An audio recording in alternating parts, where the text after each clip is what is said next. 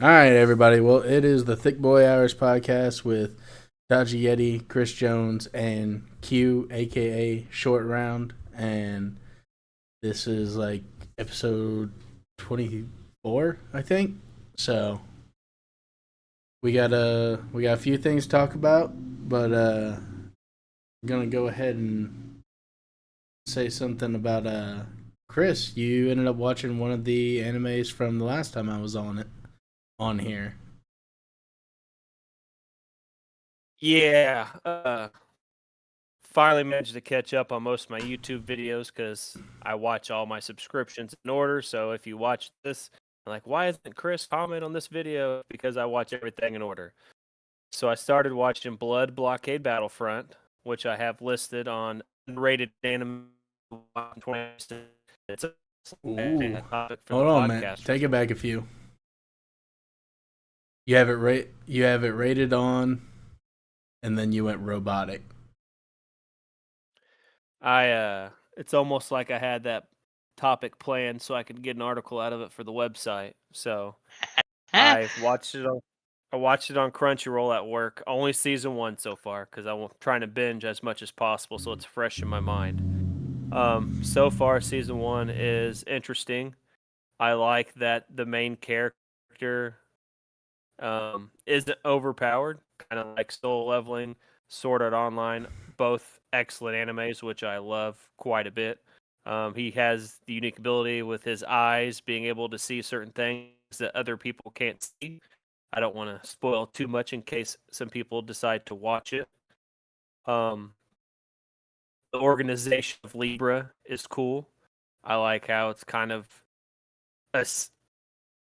a secretive organization, but people know that some group is there the uh, protecting the humans from the other world. I can't remember exactly what it's called, but protecting Hell Salem's Lot or whatever the case may be.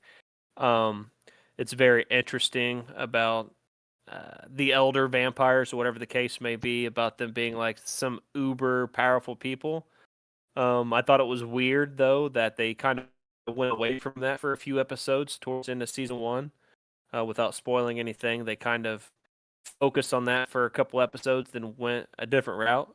I just started season 2. I've not watched any of it so far, but looking forward to it. If I had to rate what I've watched so far based on characters, season 1, the story, I'd probably give it a 7.5 out of 10. But that's with Yep. an asterisk because I have to watch a whole anime all the way through before I can give a proper score. I will say my favorite episode so far, and I will spoil this one. There's an episode where the leader of Libra, I forget what his name is, but he's a very powerful being, Klaus. needs to get Klaus needs to get some information from this mafia boss entity type person, and they play this game that looks like chess, but it's not chess. It's like chess to like the sort of online extreme of like death. Like I think Klaus has to play for not 90 hours or some like weird shit. Time in this Yep. dimension is different than time outside. So that's probably my favorite episode just because I thought that game was cool to see like a chessboard branch out with like 4 circular boards on the corners, and then like 3 minutes later it branches out. There's like fucking shit on the ceiling, on the sides. So that's probably my favorite episode, but 7.5 out of 10. Yep. Yep. It's Klaus is awesome. He's one of my favorite characters. I will say, I forgot to mention this. The blood combat techniques I think are really unique, and I am a fan of those and how everyone's is unique to them. Um, I have a hard time remembering all the characters' names, but the one that's watching over the main character all the time, the white-haired guy, he has like the strands of blood. Like this guy gets like destroyed at one point in time. He's laying in this hospital. The main character gets kidnapped, and this guy that just got destroyed, whatever his name is, I can't remember. Zap. Zap gets destroyed. He's laying in a hospital bed and still has the mentality to the blood that was on him got on either the person that destroyed him or the main character. So he's able to use his blood abilities and track and stay attached to the main character to a certain point to where the vehicle that he is in has stopped. And then the female character has like unique speed and like sensory ability. So she's able to just take off and, put all this work that he put into keeping track of this guy. Klaus, I like his kit with the crosses and stuff like that, and everybody's unique. Zap, or the guy that kind of looks like, kind of reminds me of the guy from Cowboy Bebop, the main character, but like scars on his face. Oh I'd say yeah, he's Steven. I can't remember his name, but he or Zap's probably my favorite characters. But good anime. I'm looking forward to season 2. Yep. I'm looking forward to season 3 if they ever make that shit. Well, at this rate, we've been looking. Many people have been looking forward to the next season of Overlord, Goblin Slayer, Cowboy Bebop that we'll never get. Just who knows when a new season's going to be made. We'll see something online. Cowboy Bebop coming back, making a return, blah, blah, blah. Who knows? Who knows what can happen. But an anime like this, still, it's not super old. I'd say it's still fairly kind of new. I think has a possibility for new season. So good recommendation, Q, for the list. I'm telling I you, will man, be watching all of them, by the way. All of your guys' choices. I will be checking them all out. Not that it's the greatest anime in the world, but I think it's the most fun that I had in a very long time with an anime. It bridges that gap that I think I was missing too of like new age. New age anime looks so clean and crispy that sometimes I'm like, man, I miss the like clunky, chunky kind of the old way they used to animate, Yeah. So you want to jump into the first topic, Skaggs, which is anime based, unless you have something?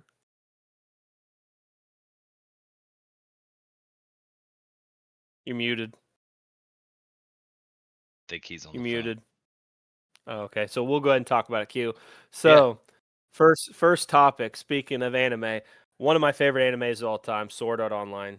Talked about it multiple times. Talked about my end of the year article. If I could be trapped in a world, I want to be there. The death game. I want the thrill. I want the adrenaline pumping. That's the type of experience I want. So, Sword Art Online, Echoes of Aincrad, has been announced. Comes with a death game mode that deletes your save data when you die. But it's not a Souls-like game, so Bandai Namco Entertainment dropped a bombshell revealing Echoes of Aincrad, a brand new action RPG based on Sword Art Online, scheduled to release July 9th for PS5, Xbox Series X and S, and PC. Single-player title will have you trapped in the titular MMORPG, and game death means dying in real life. Drawing from this, Echoes of Aincrad features a death game mode in which getting a game over means permadeath for your character and deletion of your saved data. In a recent interview, by the way, for anybody that's curious, this is the website I've pulled up is Automation. If you're curious on where I'm getting this from, but multiple websites have reported on this. In a recent interview with Den Fam Mingo Gamer, SEO series producer Yosuke Futami and Echoes Aincrad head of production Yoshiro Yahata talked about how the new title's death game mode came to be and how they handled the game's difficulty settings. According to Futami, the original plan for Echoes of Aincrad was an in-game mode. The original plan was a game in which you truly die, and was apparently much more survival focused, with players having to properly balance their stamina, energy, and resources if they wanted to stay alive. The concept was further polished and shifted towards a more action oriented gameplay. When it comes to death game mode itself, Futami came up with it when he tried to figure out something to leverage the uniqueness of the SAO series while making it entertaining for streamers and players. A direct quote says, "I thought it would be nice to have a separate mode where gameplay would be like if you fell asleep, you could get beaten by an enemy. All your save data would disappear. If you just level your characters, work on their builds, I think you can clear this game without dying too often. However, trying your best to avoid enemy attacks, that tension filled playstyle has the essence of SAO, so we implemented it into the game. As Futami mentions, there may be those like Kirito who level up, raise the bar bit by bit, while there may also be people who clear the game on their first try. Most certainly there'll be some who get destroyed midway. And then you'll be able to combine the death game mode with multiple difficulty settings: story, normal, hard, very hard. So if you're a casual person but you want the feel of death game mode, you can run on story difficulty, which is going to be very easy, but still have that effect. Or if you want to be, the hardcore person that, once probably die quite a few times and lose your save data, they got it very hard for you. The developers do warn it is still very easy to die at Aincrad. I can't say there aren't any unfair enemies, especially those who are playing for the first time. Yahada says, I'm sure there'll be people who go, oh, when put in situations where they fight multiple enemies, there's a great variety of bosses, so playing for a first time is probably going to be the most fun and thrilling and very shocking when you get to face them. It's going to be a huge thing. To avoid confusion, though, he notes that the death game mode was originally intended to be played after clearing the whole story. So if people jump into it, that's of your own accord. He did say there are some unfair enemies and dungeon traps which can bring out a lot of monsters when activated, which I feel is reminiscent of a specific episode where Kirito's always been. I mean, it's spoilers, but the fucking anime's been out forever. There's an episode where Kirito finally joins a guild. He was against joining guilds. He was the solo player, and he joins this guild, Moonlit Cats, I think is what the guild's name is. Not relevant.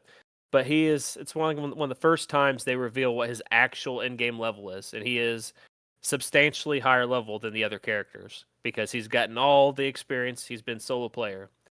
So he joins this guild. He has a great time, enjoys being around these people, and they accidentally stumble across this trap which summons all these monsters. Kirito, trying to hide his level, his skills, and stuff like that, leads to this whole guild dying. So I'm thinking that some of these traps are going to be reminiscent of that, as it tends to be. This is going to be as anime focused as possible, so to speak. And from other websites, it wasn't mentioned in that one, but I think it's the first 2 floors of Aincrad is going to be what this game is. And if that's the case, then further DLC, more floors, or whatever the case is going to be. A game like this, you could probably get, I'd say, probably 12 to 30 hours based on playstyle, how much you're into the game. So I'm looking forward to Echoes of Aincrad as fellow anime fans. I know you guys aren't as into Sword Art as I am, but what do you guys think about Echoes of Aincrad while I reconnect the Discord?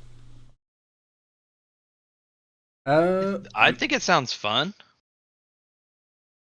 That's kind of where I'm at. The only thing that I'm kind of worried about is it said something about you can, if you log off, you can still be killed. I think that was a joke reference.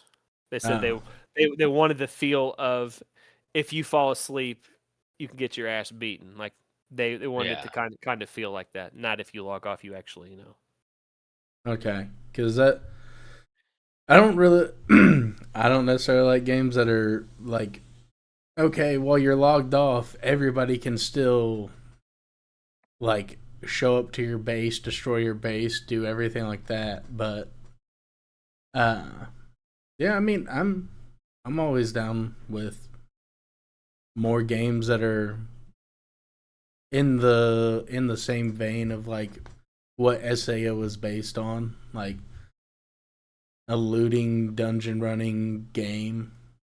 shit like that with an open world aspect to it. You can join guilds and everything. So I'm definitely down. And what'd you say it was called again? Echoes of Aincrad. Aincrad. Yep.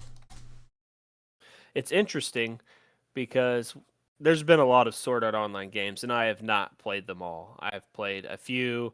They had this like cell phone app for a while where like your text notifications is like the sound of like Sword Art Online stuff and all this stuff, and I did that on my phone for a while. But the last game that came out, the U.S. servers got extremely low populated pretty quickly after the release, and what that game was is like a party-based game. Me, you, Q, Colin, whoever, we go in, we get to fight some of the legendary bosses and stuff like that. It was kind of like a very small scale MMO style game, but it wasn't quite MMO style game.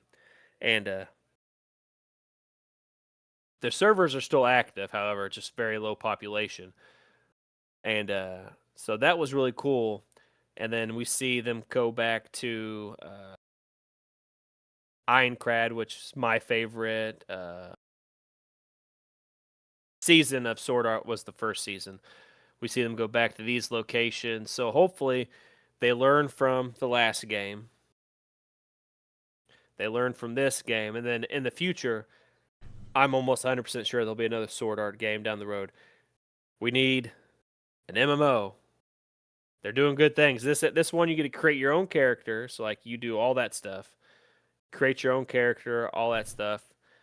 All right. And it kind of feels like an MMO, but we're not quite to the WoW, ESO, TSU. We're not quite to the MMO level yet.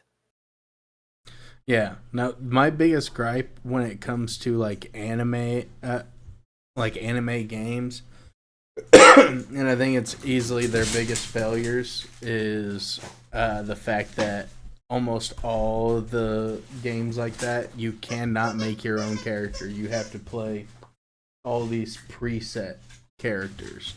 Like I wish we could have one that's like a Naruto based one that you could create your own character the way you want it. Like I could have fucking outside, kind of like Shinobi Strikers. Shinobi Strikers is stellar with that, but I want it'd be nice to have it like open world. That's just me though. Yeah. We've had previous iterations that were open world, but they never it's never but been the same at both of them at the same time. If it's open world aspect, you are solely playing as the characters from the anime. I don't remember what game it is. I don't remember if you created a character, wherever the case may be, but it seems like they get solely focused on like this aspect of like big open world SAO, like, and like you had wings and stuff. So like it was after ALO Alfheim Online came out, so like you got to experience part of that. It was definitely before Gun Gale Online game came out. You could fly around, explore all these different areas, stuff like that. Then we have like the last game I mentioned where you get to fight the badass bosses of the anime, which is one of the best things about the anime, some of those boss fights.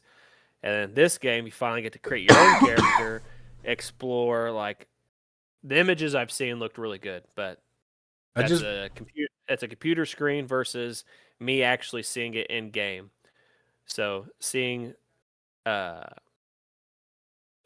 what they have said is you explore, and as you explore, more parts of the world and the map open up. So whatever that means exactly, I'm looking forward to it, but I'm definitely have some reservations as well. But I hear good things.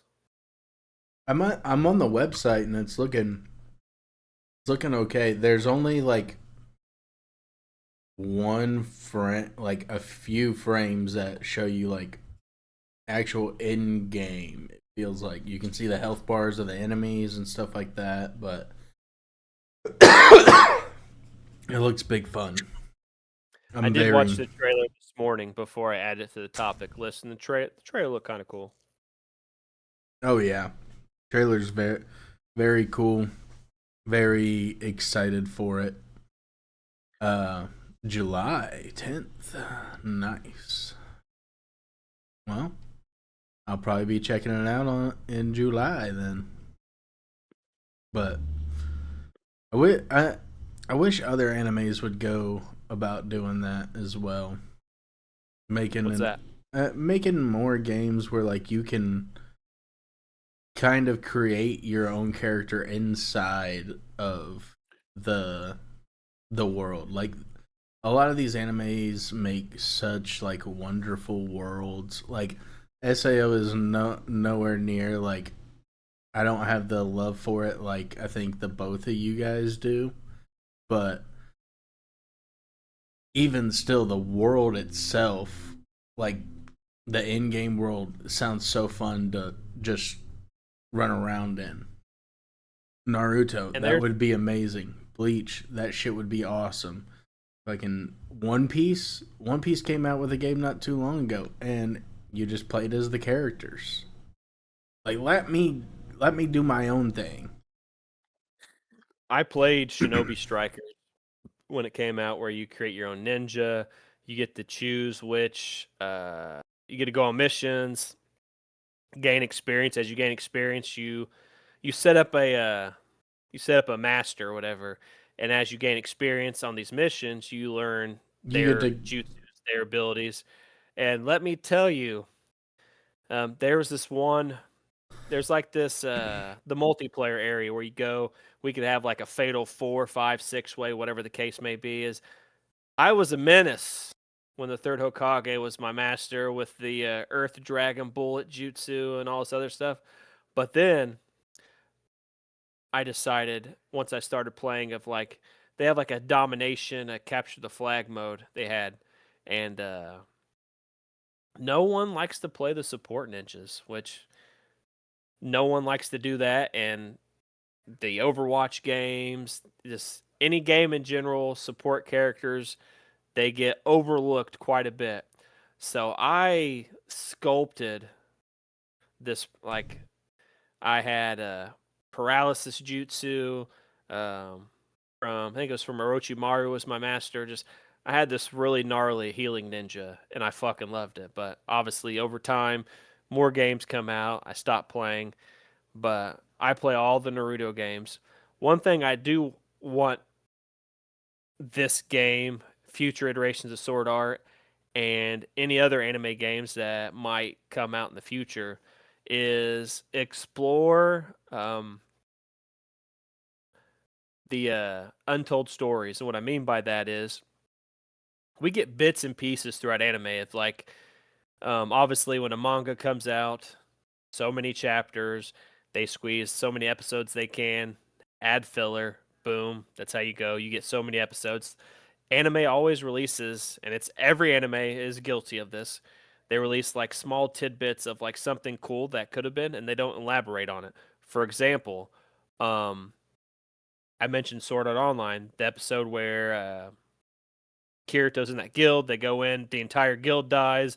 Guild leader essentially commits suicide, and there's a boss called Nicholas the Renegade, and it's a special holiday boss. You kill it, you get this resurrection item, and Kirito off screen kills the boss. Though you only get to see what the boss looks like. Kirito comes back through a portal as all the other characters are arriving, and obviously the thing is like you have to revive somebody within like five. It's like 5 or 10, something crazy, 5-10 seconds to use this item. And I'm assuming this boss fight could have been really badass. And there's lots of like Naruto does it a lot. There's lots of fights that they don't get to show because they only have so many episodes to put out. For example, um, I don't know if it's the first Great Ninja War or the second one, but the Hokage is Tobarama Senju, and we get him leading Danzo, Hiruzen, and whoever the other people in his group are. I don't remember the other ones. You're talking about the But fight with the Gold and Silver brothers, right?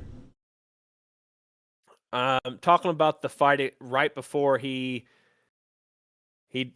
uses his sensory abilities. He's like, there's 20 elite shinobi, and whatever the case may be, he names Hiruzen, the Hokage at that point, tells him to Yeah. go off, and he stays behind.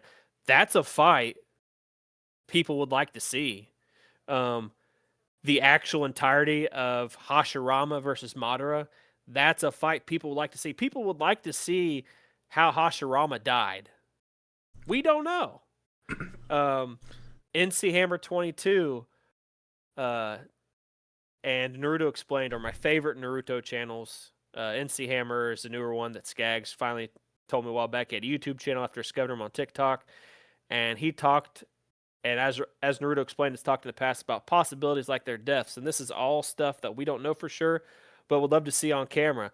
NC Hammer 22 had a video where he talked about like the top 10 OP jutsus of all time. And like we talked about a list that I had made of my top 10 forbidden jutsus. And there's jutsu that like I didn't even know existed. Do you guys remember Tsunade's boyfriend Dan from when she was younger? The white haired dude gets killed. His younger brother also gets killed. He has like a OP like body transfer jutsu that he can cast his spirit out, or I'm not going to explain it completely properly, but he can cast like his soul or his spirit out, and it could travel to somebody, take over their body, make them kill themselves. Like completely way more overpowered than the Yamanaka mind transfer jutsu. Like this, the way he explained it is absolutely nuts. So, future games, anime games, please elaborate on the tidbits and stories that we don't really get to know. That would be great. I would contradict that and say that I don't want that, because what they're going to do is they're going to make you play as those characters that were in those certain scenarios, and that just leads to more games where you don't get to be creative at all. I would also like to counteract that. There are video games where I know a lot of people don't really care about lore or whatever the case may be, but like if you go through a game like Skyrim or Oblivion or any game like that, even Suikoden, if you choose to transfer your save files over, you get minor Easter eggs, so to speak. And like Mass Effect, you go through read the codexes, all this stuff, you get little pieces of lore. And I'm not saying make us play as Dan so we can see this overpowered jutsu.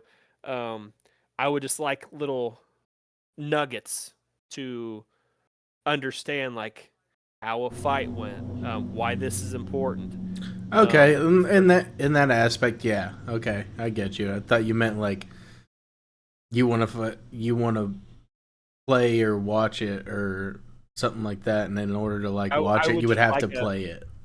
I would just like a better understanding of some of these events and stuff like that. Like for example, in Suikoden, you can transfer your save files throughout the game, and you get little nuggets and Easter eggs. Like whatever you name your castle and your army in the first game, you read a book in 2. Like they have these books called old volumes. There's 7 of them. You go through, it tells you what actually happens in the game, and then like so if you name your castle Skaggs Castle, it's going to say, oh, the hero Skaggs Castle and all this stuff like that. I just like, I read all that stuff. Mass Effect, Elder Scrolls. I just like to know history and stuff like that. I don't need to see the big like climactic play out. I just would like a better understanding of some of those cool events or knowledge about jutsus that like I said, I didn't know that jutsu existed until I think last week, actually. I was going to message you about it. I just totally forgot about it. A lot of times they'll cover some stuff like that in like light novels, but and the data books, yeah. Yeah, and the data books. But that's unfortunately I think we end up liking stuff that creators think is just like throwaway stuff and we'll never get that stuff actually fleshed out. Because even if they were to be like, okay, what what stuff do we want to flesh out more? What should we flesh out more? They're just going to go back to the stuff that they've already been doing, and they're just going to flesh that stuff out more instead of giving us like the cool, like super side things. Because like with like Naruto, I would have loved to have seen Guy's dad fight the Seven Swordsmen and off Yeah. 2 or 3 of them. Yeah, that's a fight that I would like to see. I think anime should stop having fights off screen. And that's kind of an important fight because that's like one of the first times we hear someone open the 8 inner gates. We don't get to see it. We don't know what happens. We don't actually see what's supposed to happen until the fourth Great Ninja War with Mike Guy, ironically. Yeah. But I I definitely disagree totally with the statement of the animes need more fights. I think in No, the I didn't say context they need more specifically, fights. well, I'm just saying you want to see all of the fights. In Yeah, they should. specificity of Naruto, the reasoning why we don't see the fights is for exactly the conversation we've been having for an hour right now, which is the speculation, the talking about, the everything. It's for you guys to make up in your minds, one, to save the story, the animators, and everybody from writing the intricate, ridiculous details that would go into a fight, like somebody between Hashirama and fucking Madara. And because you guys can't even fathom how cool that shit is because nobody's ever fucking animated it and nobody ever will because nobody can fathom how fucking crazy that shit would have been. And so it leads to discussion and further talking and wouldn't that be so cool and well what if they did this and they're perfectly writing these stories in such a way to keep everyone hooked forever because there's always that twinkling little hope somewhere in the back of somebody's mind says, "Oh, maybe someday we'll get to see that. Oh, maybe one day they'll do something like that, you know." And then they give us some of the hardest fights like Guy and Madara and just all of these ridiculously good fights and you're like, "Okay, that fight was crazy. Imagine what it would have been with two motherfuckers that are Hashirama level, you know." So, I what do you think feel about the uh the little nuggets and Easter eggs of like I like certain that. I lore and like stuff like that? sprinkling lore. The problem with sprinkling lore is and this is respectfully towards you, Chris.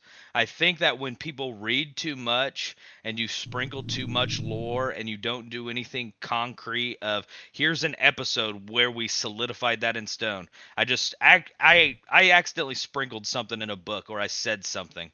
That may have been a passing thought in an overarching story and you may move away from that or it may not be as important of a detail as it should have been and sometimes people will latch on to things like that and ultimately degrade the story in their mind because well you talked about this one crazy thing back in this crazy battle of the past and we never ever see it again and in the writer's mind it's something that's like well I mean homie was a badass but he got killed and like he had no bloodline to pass down his special powers or you know I'm trying to be general with this but and to him it's just like a fleeting like well of course like he was strong for his time but he eventually died he never passed it down but to some people it's like well that would have that could fix everything that's the most important those are the Hashirama cells of what this would have been and it's like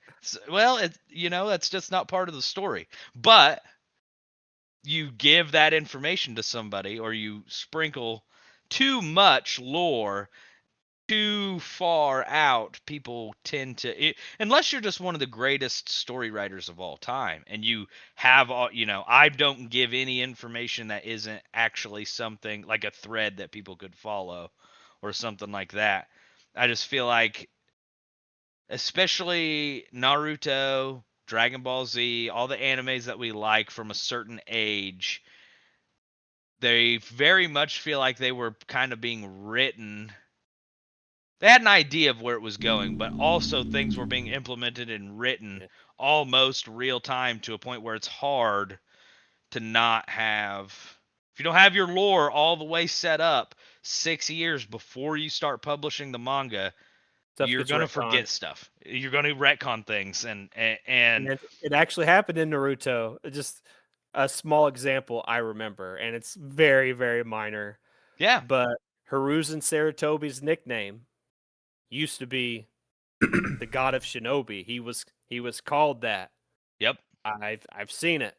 And then as we go through the anime, as they talk about Hiruzen later, instead of calling him the God of Shinobi, he becomes referred to more as the uh, the professor or like a teacher because he knows like every jutsu from the Konoha.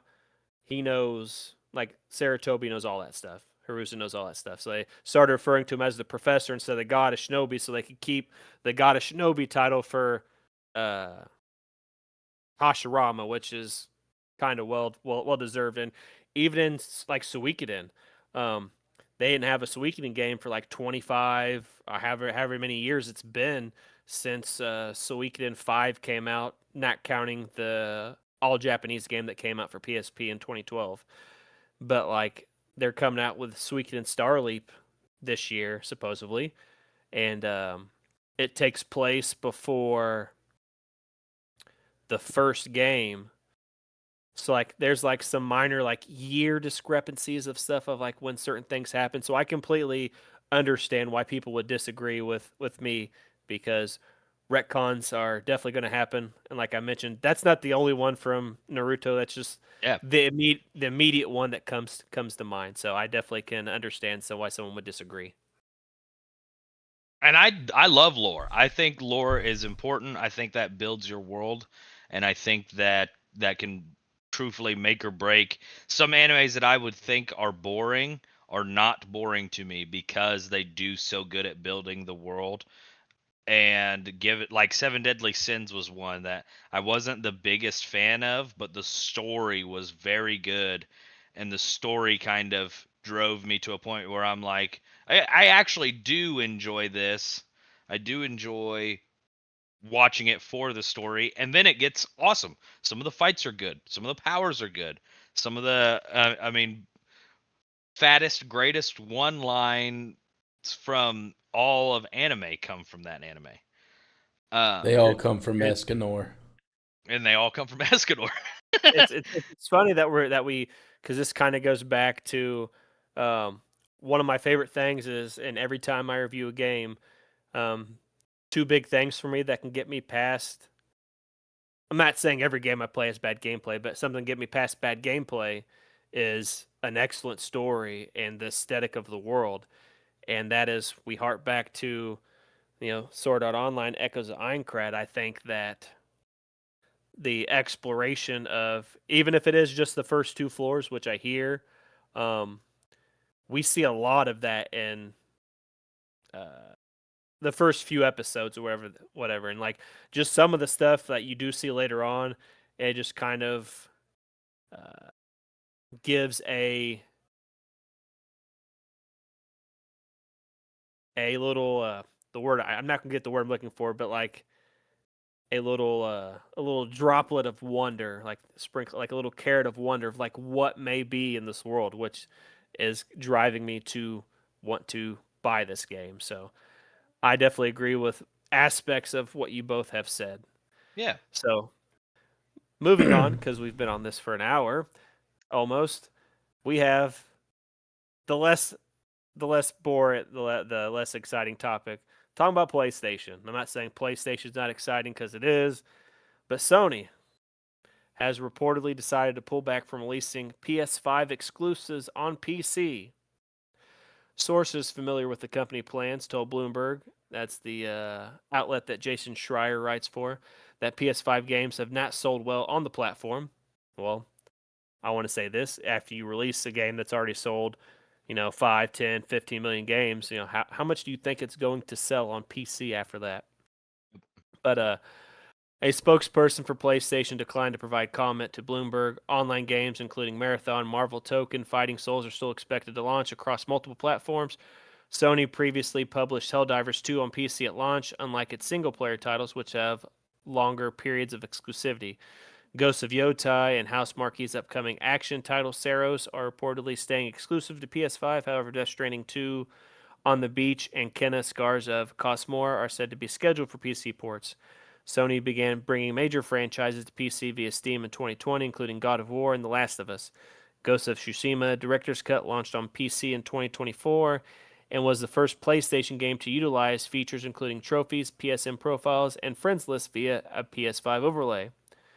There was backlash over PlayStation Network connectivity for PC port of Helldivers 2 in 2024. Sony eventually backtracked on the requirements. Last month, reports have resurfaced that Sony may delay the rollout of its next generation console to 2028 or 2029 due to ongoing issues with AI-driven memory shortage crisis. So what do you guys think about Sony backtracking PS5's exclusives to PC? And it will lead us into our next topic, which is Xbox stuff. It's a terrible move, I think. I mean, it's a terrible move, at least for the consumer. Exclusivity needs to be fucking gone. We've said it many times, but I don't know. I think this is just their last shitty attempt at holding out, and I it's almost like they tried to make the game sell bad on Steam and PC because either shit didn't run right, or it was released like you said, after everybody had already bought it on PlayStation. Because we all have like different systems. Like, I don't have a PS5, but if I did have a PS5 and a game came out solely for PlayStation that I did want to play, and it was gonna come to PC like 3 months later, I'm just gonna get it for PlayStation.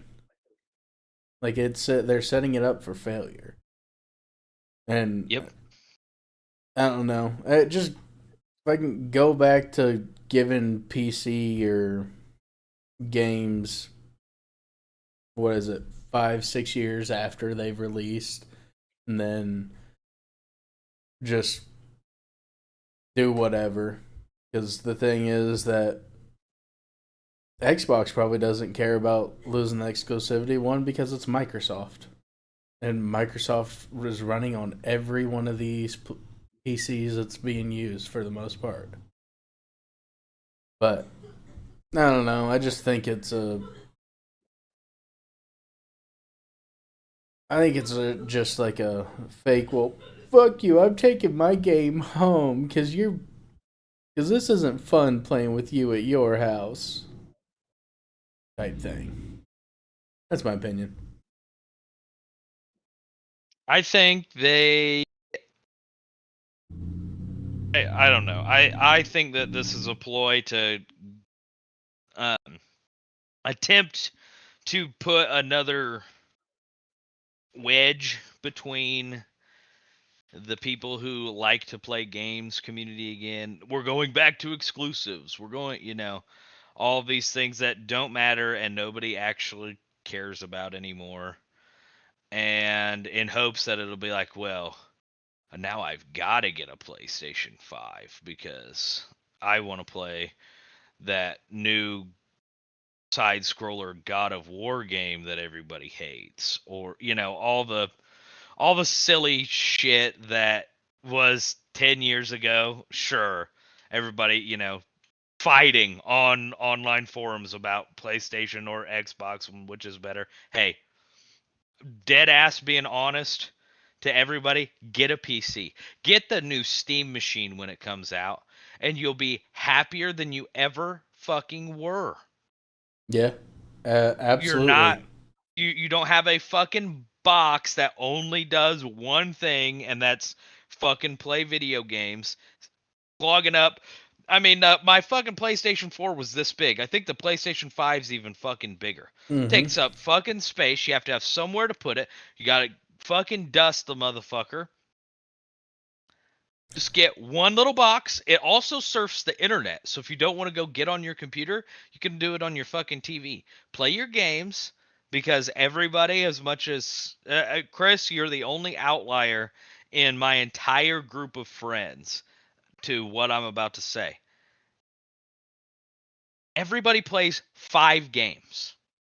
You don't ever there's never ever a point in time. My Steam list is full of fucking games that maybe I've played for 10 or 15 minutes. You only ever play 5 games. Mine are Minecraft, Monster Hunter, Minecraft, and probably the other two are Minecraft as well. I don't play shit for games. So I don't need a PlayStation that every time I look at it, I'm like, maybe there's a new PlayStation game out that I won't fucking play and won't finish and won't care to play.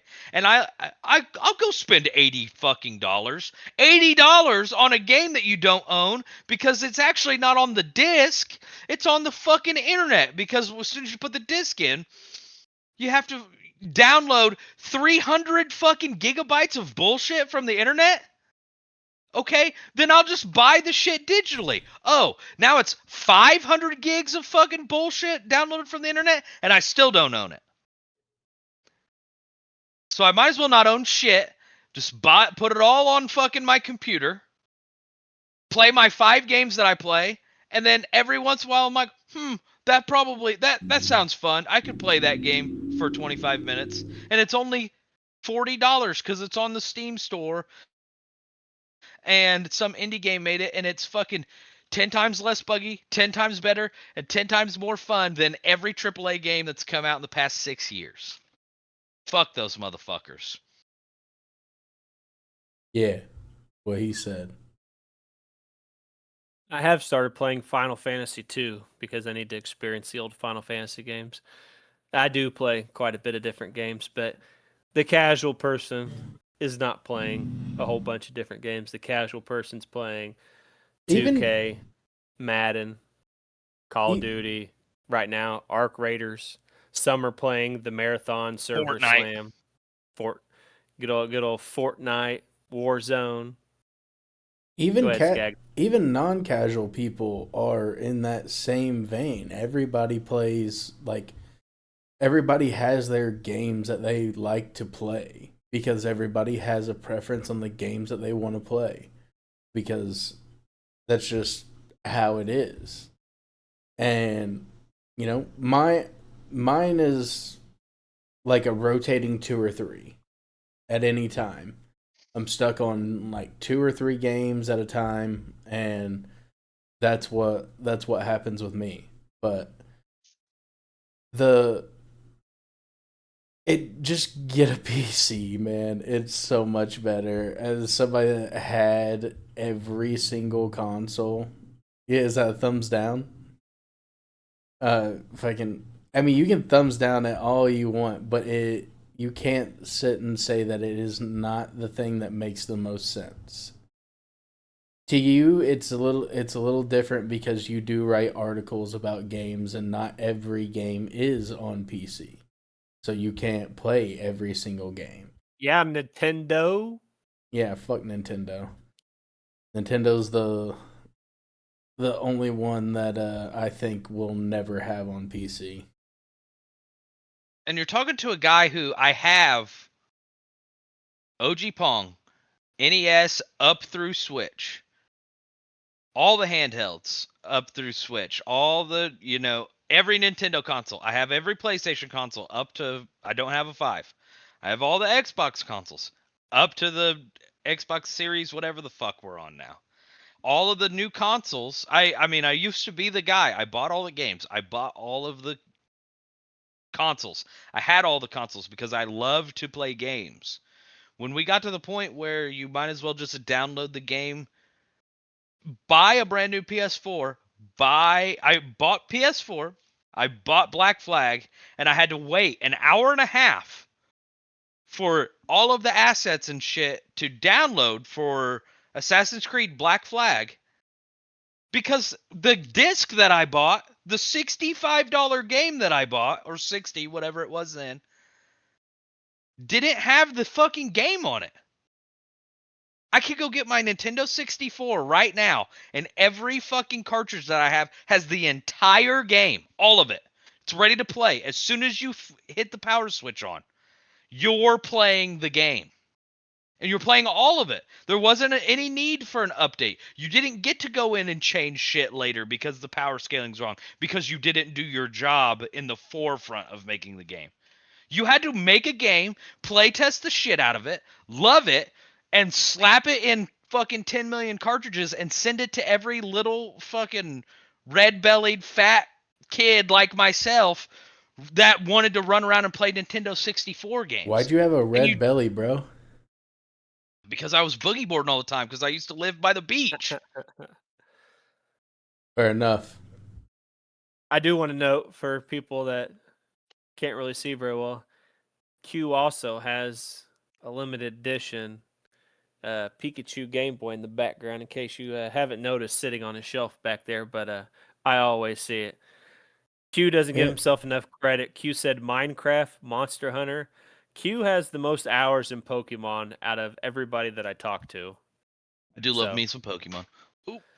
So my thoughts before we moved to Xbox I think we got relatively close on time.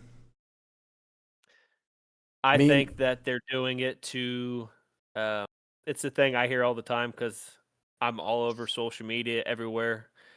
And the thing that people think about Xbox when Xbox decides to put their games everywhere, whatever the case they've been doing, is damaging their own personal brand. So PlayStation, which has always been, they always let Xbox step on the first rake. And I've mentioned this last show. They let Xbox jump out there first, see what works, see what doesn't, and they adjust and adapt. And I think they made their initial sales on, I think the Spider-Man 2 was the game they used as an example. They made their initial sales and they put it on PC. Well, that's just extra money that they're leaving on the table that they won't get on whatever games that they put over there. And they don't have to put day and date over there like Xbox is doing with some of their games. But I know why they're doing it. They're doing it to try to save face for PlayStation fans and keep the platform, the gaming share, and make sure the focus kind of stays on the PlayStation console. I don't agree with it. I think they should put their games on PC, make that extra money. Quick question: as somebody who is playing fucking on PlayStation or Xbox or whatever, does anybody really give a flying fuck if Sony decides to be like, hey, yeah, we're gonna sell this on PC as well. There'll be crossplay if you want to crossplay. Why would anybody care? That's so weird to me. Because there's console warriors that are weird people. I'm talking about. I'm talking about serious, not even like just joking people. Like there's some serious console warriors out there on social media. Okay, well then this is out to all of them. Grow the fuck up. The console wars are done and have been done for a while. So just shut the fuck up. That's just is what it is. It's done. It's over with. Xbox fumbled the bag forever ago, so PlayStation ended up winning there, but now it's going to be a big Microsoft W at the end of the day because they're going to be selling on two different fronts at the same time, hitting two different customer bases. That just is what it is. Everybody just needs to it's not your company. Why does anybody care? Speaking of Microsoft and Xbox, this article that I'm going to skim through is from Jez Gordon of Windows Central. Xbox's next console, Project Helix codename, has been revealed. New CEO Asha Sharma reaffirms new Xbox PC hybrids on the way. We've talked about this multiple times. I told you guys this was my prediction a long time ago. But Microsoft's next Xbox console comes into focus as Asha Sharma reaffirms commitment to first-party hardware. News of Xbox first-party hardware's death continues to be greatly exaggerated as the incoming CEO, taking Phil Spencer's spot, has said that next-gen hardware is coming. Project Helix is named for next Xbox next-gen first-party hardware using AMD's hybrid PC Xbox SoC codename Magnus, which is a special chip. I don't speak tech very well, but they're talking about the chip for it. Incoming CEO Ash Sharma revealed the codename on X the other day amid Microsoft's ongoing commitment to innovation in gaming hardware space.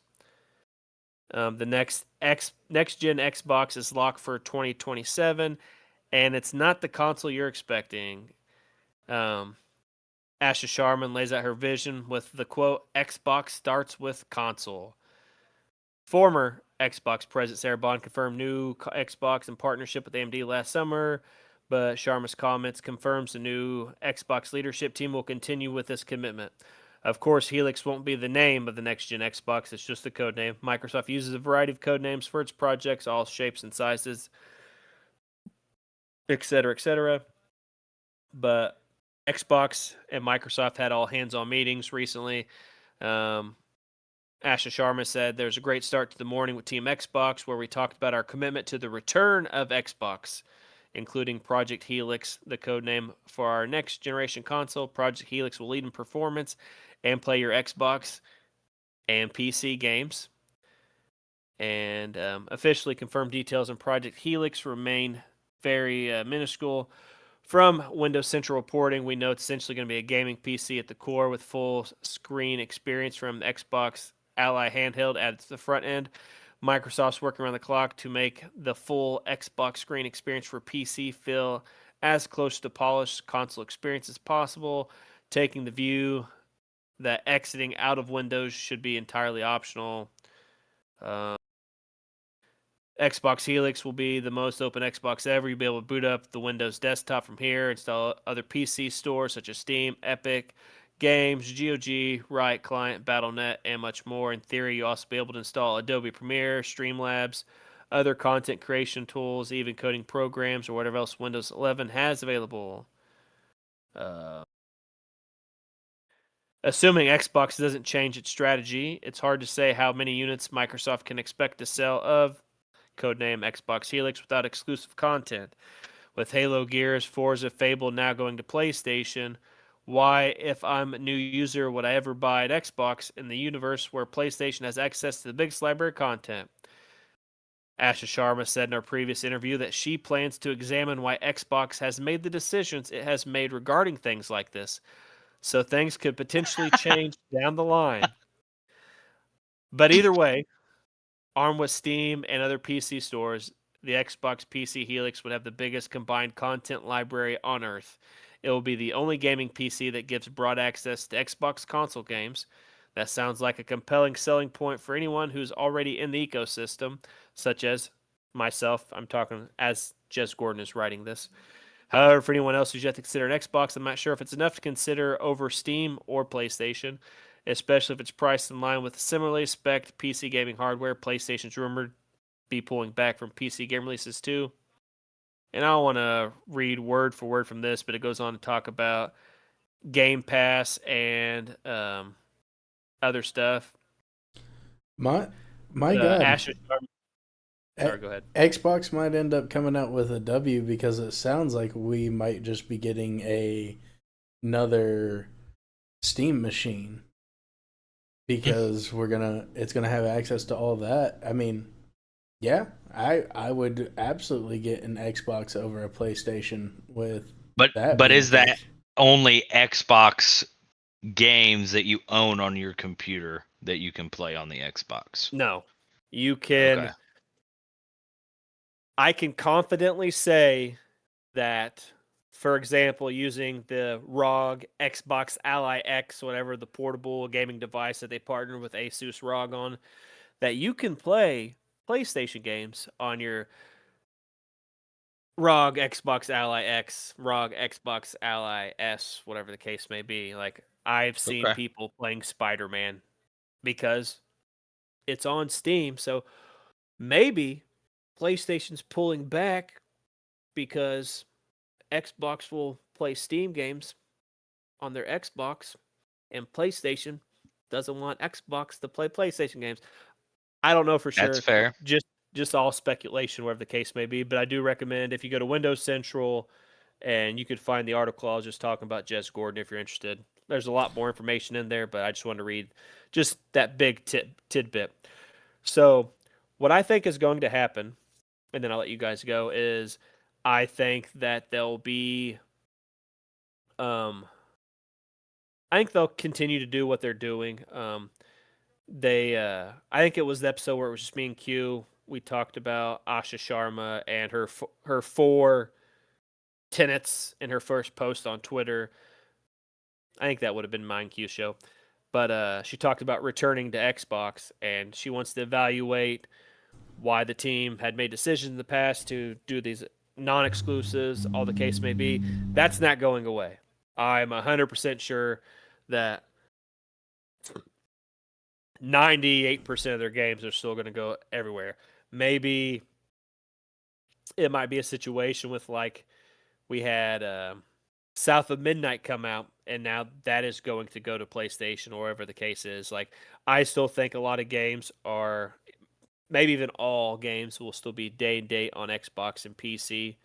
Um, I think they'll continue to evaluate on like timed exclusivity to um, obviously the console and Xbox brand has been damaged in different ways. People have different perspectives on it, but with what Skag said previously about just getting a PC for a person that wants all their games in one place makes the most Sense. sense. Yeah, it makes the most sense. And obviously, a PlayStation, if you're going to get all your Xbox games over there. So, from that article, what I've seen posted on Twitter, um, interactions with Asha Sharma and Matt Booty, and Satya Nadella, he was also at the all hands on meeting. Satya pretty much said that Asha Sharma has a blank check to do what she will to get things underway. So I You, think there'll be you, some timed exclusivity on certain things, maybe like the big shit of going to PlayStation. I don't know for sure. Halo 7 or whatever the next Halo number would be. I think it'd be 7. Maybe a game like that goes everywhere because of multiplayer. Maybe Call of Duty's still going everywhere day one, 100%. absolutely. Gears of War maybe goes everywhere. Any game that has multiplayer that you want that big install base, I still says goes everywhere. But I think Fables might be day one on PlayStation. But like a game like Fable where it's single player role playing, like Xbox has the ability to do something absolutely hilarious. And when Elder Scrolls 6 comes out, day one Xbox Game Pass and PC. You know what I At this later date, then PlayStation. But that's just my. I think the. Go ahead, Skaggs, and I'll finish. I was just gonna say, you know what I hope that the Xbox does, since fucking Sony wants to pull out. I doubt it'll happen very seriously, but pull Fable from releasing, pull Halo from releasing on fucking PlayStation. Oh, Be like, all right, fine, you don't want to play ball, you don't get it. Sorry about you. They had something like that for a while, but I just don't think that's the way Xbox and Microsoft operate anymore. Like they did that with Minecraft. PlayStation didn't want to have. I forget exactly like the minute details, but all the Minecraft updates came to PC, came to Xbox after they acquired Mojang, but PlayStation didn't get any future updates. They got Minecraft, but like the big updates and stuff, like some of that was held back from PlayStation. I don't see them operating too much like that. And we've talked about multiple times. I've mentioned the Xbox hybrid. People's gonna say, "I said it first. I said it first." No, no, you didn't. We all talked about it online. Everybody's going based off what everybody was saying, uh, based off little hints and stuff from Xbox. We all talked about a hybrid console, and something like that is perfect for me. Um,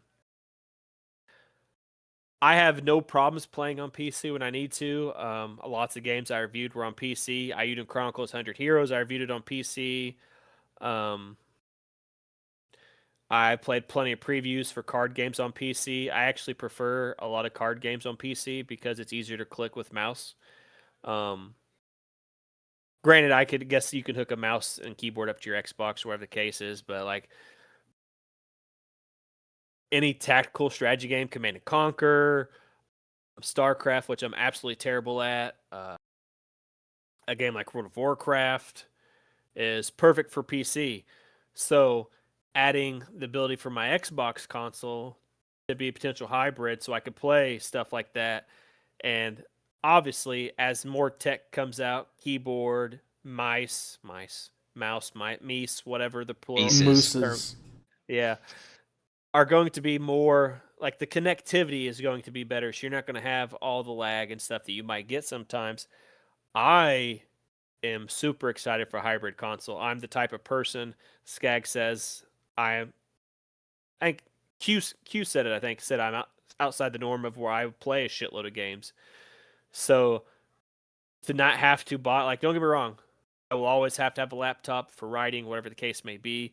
But to not have to uh, buy future PCs would be great because currently my living situation, I don't have like my own personal space to protect stuff from animals or whatever the case may be. There's also a newborn baby in the house now, so I don't have all these options to have my own personal space. I barely have room in my closet for my clothes, so I don't have a lot of space, and a hybrid console is perfect to be able to play those games. Age of Wonders is a game that the second game, Age of Wonders 2 Shadow Magic, is my favorite in the series. It's not on Xbox. Xbox does have Age of Wonders 4, but to be able to play stuff like that and be able to easily connect with like you guys on like a PC only game or whatever the case may be. It's like I don't play WoW. I used to, but being able to sit on my couch while Skaggs is sitting there in his room on his computer, Q sitting on his computer, I think it provides uh, better accessibility too, like um, being able to be in a more open space for some people. Some people might be in wheelchairs or whatever their disability or stuff that they need accessibility for could be, and just more open room, freedom of movement. Some people might need an adaptable controller with a big ass controller. So I'm all for innovations in gaming and tech. That's why I love VR. I'm a big VR guy. Um, that's why, hey, SAO people, Nerve Gear, you need a test dummy, holla at your boy. But providing more options for more people to play your games, PC, console, you're hitting the entire player base is a win-win in my book. Whereas Yeah. we'll get to it on our next topic, like Nintendo Switch 2 um, doesn't have the open storefront. Uh, does connect to your TV and other monitors, wherever the case may be, but like a lot of stuff is just for Switch. Like all Nintendo stuff is just for Nintendo, but like Proprietary. yeah, exactly. So a lot of stuff is just for that. So I will still always have to get a PlayStation until the day that I don't. I will always get an Xbox. That's where most of my games are. That's where all my friends are. Discord is easy on Xbox. I can talk to you guys on Xbox. I snuck into your Discord chat one night like 2.5 months ago. Mm-hmm. So I'm all for this update. I think some timed exclusivity might come before games go to PlayStation, usually like single player stuff, games in the realm of like Fable, ESO, those style of games. But what's your guys' thoughts on this before we go to the grand finale? I mean, I think I've pretty much already said what I thought, which was it's I think they're gonna win. Like if we're gonna have another console war era, I think it will be a W for Xbox in that stand because there's always been if you take it back to like the console wars, you had Sony and PlayStation, and you had what was it always called the PC Master Race. And the thing is, if you whoever gets the little PC Master Race on their side, they're gonna win. They're going to win it because of people like me and Q. Because you know what's gonna happen is if I don't get the Steam machine, I'm just gonna go get the Xbox so I can play my Steam games as well. Like that's just how it's gonna be. And you know what? I'm here for it. Yeah. Especially if Sony's gonna be doing all this weird backing out and running away bullshit, uh, and trying to treat it like it is console war era still. It's not. It hasn't been for a while. Not since the Xbox One, where everybody was like, "All right." Xbox just decided to not really try and be a game console, more of a home entertainment center. It was over right there. It was PlayStation. Unless you, the only thing keeping Xbox in the running was their exclusives. But now they've said, we're gonna ditch that and just go in with our brothers, our Microsoft brothers over there on PC. Yeah, that's not a fight I think you can win. That's a Gabe JJK Newell, jumping. Gabe Newell, the guy that owns Steam. I'm sure everybody knows who Gabe is.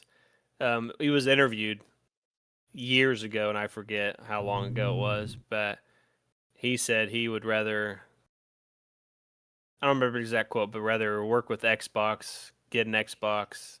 He'd rather deal with Xbox, essentially, is what Gabe had said. So I don't blame him.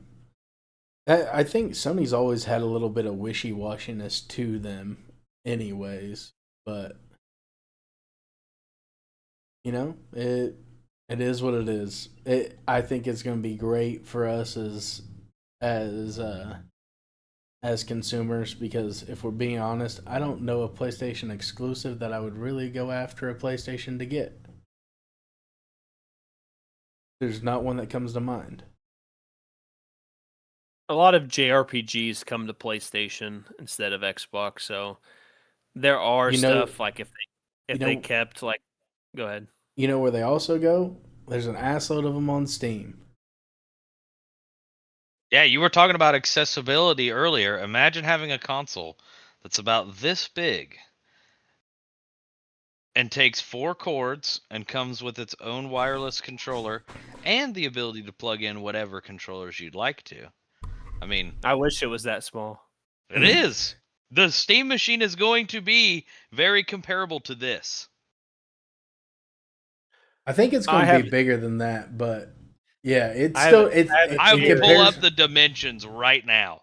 I have a theory about the Steam machine, but we'll save Let's that hear it. topic for different. My theory is it's going to get canceled. I don't think it'll get canceled. I think they'll release it at the super high price. I think that's what they'll do. I think if it doesn't get canceled, it's going to be super high price. But my theory is that it's going to be canceled because they're going to make so much money off of Xbox's new console that there's no reason for them to have a Steam machine. You can My literally tape measure. 6 by 6 by 6. It will be a small. It will be the size of the Tesseract. I'm sorry. So it's like two of the deck boxes together. It's like I think my phone is 6 inches. So it would be that by that Yeah. by that. Yeah, that's about what I expected it to be. Significantly smaller than anything else that Exactly. the entirety of the market will make. I don't It think I think everybody's putting not enough emphasis on how hyped everybody was for the Steam machine, just because it's always been consoles forever. And I think we're past it. I think we're done with the age of consoles. I think too many people have switched over to computers, and giving somebody a console computer, a ready built small machine that I can take wherever I want to easily, is going to greatly overshadow, because just like Skeggs was saying, they're not home entertainment systems anymore. I think parents, I mean, I know my parents justified the Wii because we could leave it in the Netflix. living room. You could play Netflix off of it. You could play movies off of it. You could put DVDs in it, all of these things. Now that we've gone away from this is a entertainment system, I think Xbox and PlayStation still have apps and things like that. You can still do the Netflix thing, but I also have that on my TV. When I turn my TV on, before I go to my PlayStation and also turn it on, my TV has built in the Netflix app, the fucking whatever apps. They're not So, necessary anymore. yeah, exactly. Or are you on PlayStation? I can't see because it's kind of blurry. Yeah, Hold on, you're all blurred. I'm trying to get to the game section. It's hard to see because of the way the color is, but you can't see, but it has. No, you have your Uh, blur effect on. We can't see uh, because of that. hold on a second, then. Video settings. Because I can see Resident Evil 3. That's on. Yeah. Yeah. What I'm on right now is you see all those games. Mm. I can obviously some of those okay, those are cloud. So all those games up there that say it says new spotlights on cloud, I can play all those. My controller's already connected to my TV. Yep. And then um it's interesting because like when I play a game on Xbox, I don't know if it's the same on PlayStation, but my Xbox game will appear on my TV and it will say you can I can click on Final Fantasy 2 and play that on my TV or whatever the case may be. So just you mentioned the apps on your TV and being able to play some of that, so I just figured I'd show that for everybody. Yeah. I think everything's becoming so integrated now that it's not there's no need for. I mean, how much reasonably are we talking that this new Xbox console is going to be? The PlayStation 5 was already a ridiculous price in my opinion, and that was how many years ago now? It will be expensive. Yeah. Yeah. And that's There's the no other need. thing. That's the other thing about like whenever it comes to the Steam machine is yeah, it's about to release at a ridiculous price, but so are all the consoles. And comparative to building a computer that could do what they're claiming the Steam machine can do, would be astronomical right now. Mhm. So, I ultimately Steam machine going to be your best home console. Second up is whatever the new Xbox is going to be. And I guess that could flip around depending on how good the new Xbox is. Yeah. Yeah, we're just with the information that we have now. That's where I'm ranking it. And then fuck whatever PlayStation wants to do. Last thing I'll say before we move on to the grand finale is we haven't got a chance to talk since this, but PlayStation also closed down whatever their studios that does the remakes for like Bloodborne and stuff like that. House Marquee, Blue Point, whichever studio is the one that does all the remakes, they closed them down. The grand finale. For everybody that doesn't know, we are Pokemon fans. And We had a recent event. February 27th is National Pokemon Day. We got a gigantic presentation, about 37 minutes, I think, where it was Pokemon announcement after Pokemon announcement after Pokemon announcement. So I'm going to read through some of the stuff and we'll talk about champions and wind and waves last. But some of the announcements from Nintendo Presents, which I watched 3 times so far. They had showed off a big Pokemon TCG situation, where it showcased a whole bunch of classic cards throughout the game's history. It also teased upcoming products commemorating 30 years of Pokemon that will be released simultaneously this year in participating markets. And the website sent you guys, you can watch all the trailers and stuff later. But before we go to the next one, what do you think are some of these products we might see that are releasing this summer? I've seen one that I'm excited for that I probably will buy. It's the life-size Fat Pikachu plush. It looks very well made. It looks very nice.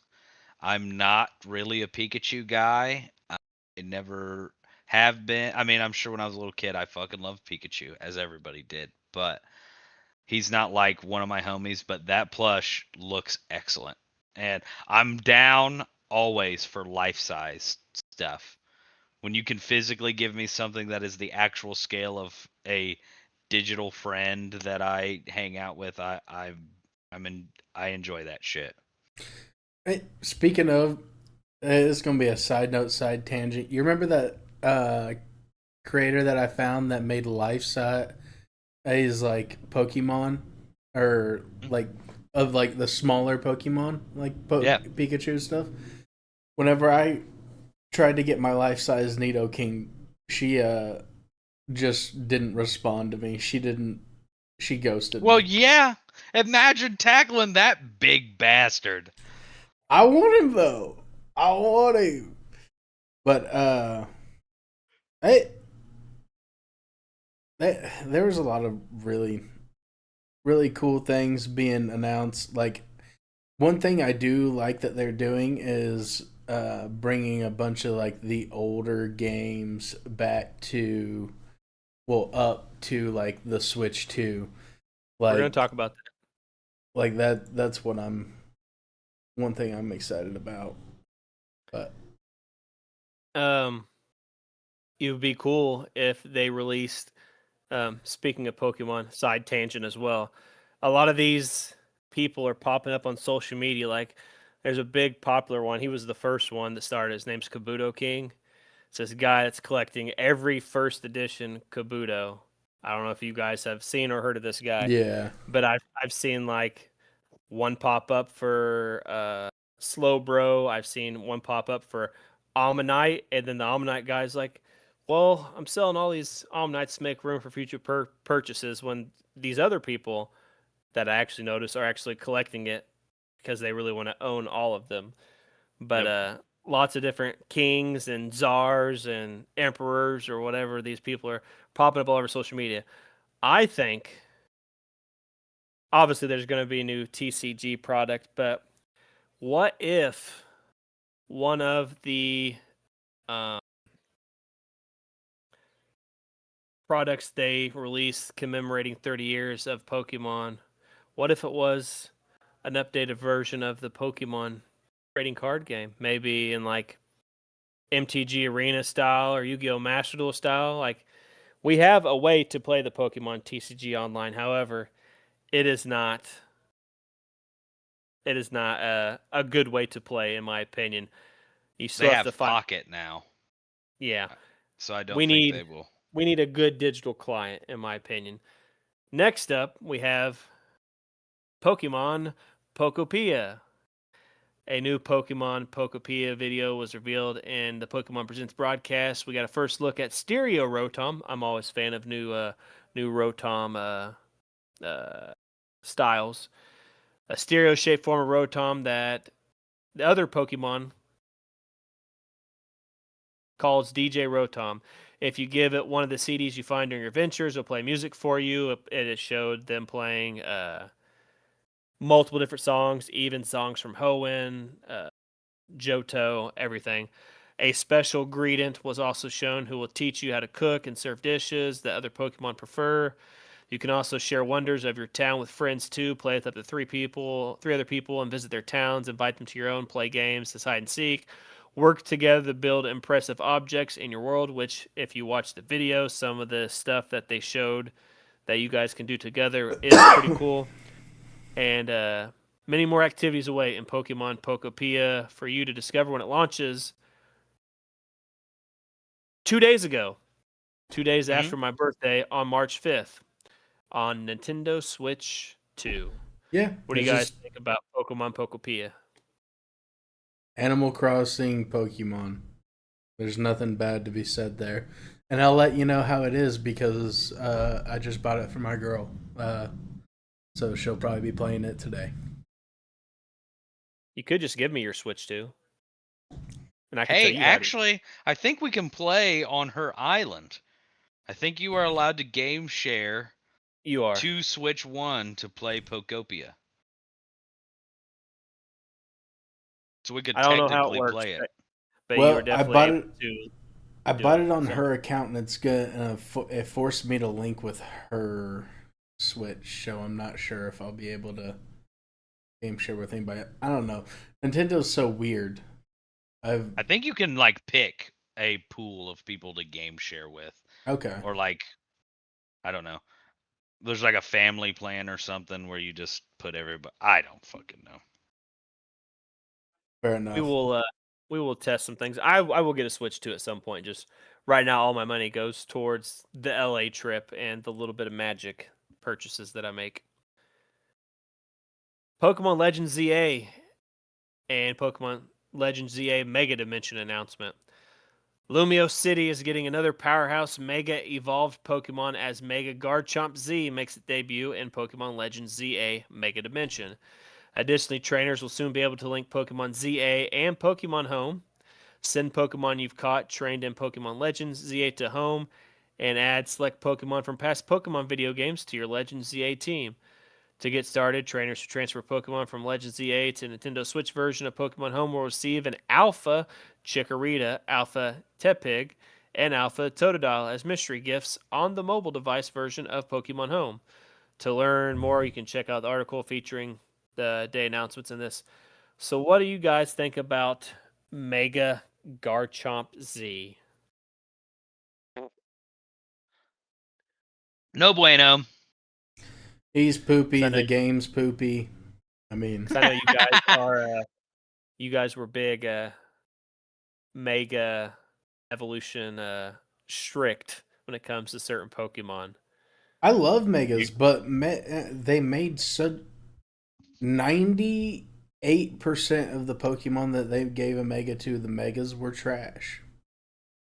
Really, the only one that I ever Mega Evolved, I Mega Evolved 2 of them.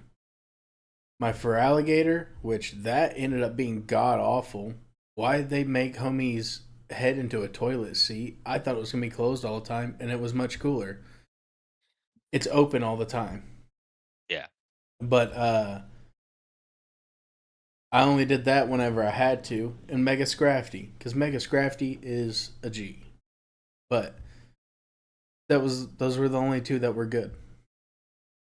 Only 2 Megas that were good in the entirety of them. I like the look of Mega Absol, the like dark version that they did of Mega Absol. I thought that was cool. But other than that, I'm staying out of the Mega conversation. Clearly, that game was not made for me as a Pokemon fan because there's people who absolutely adore. Well, I know the people who adore it. It's the shiny hunters.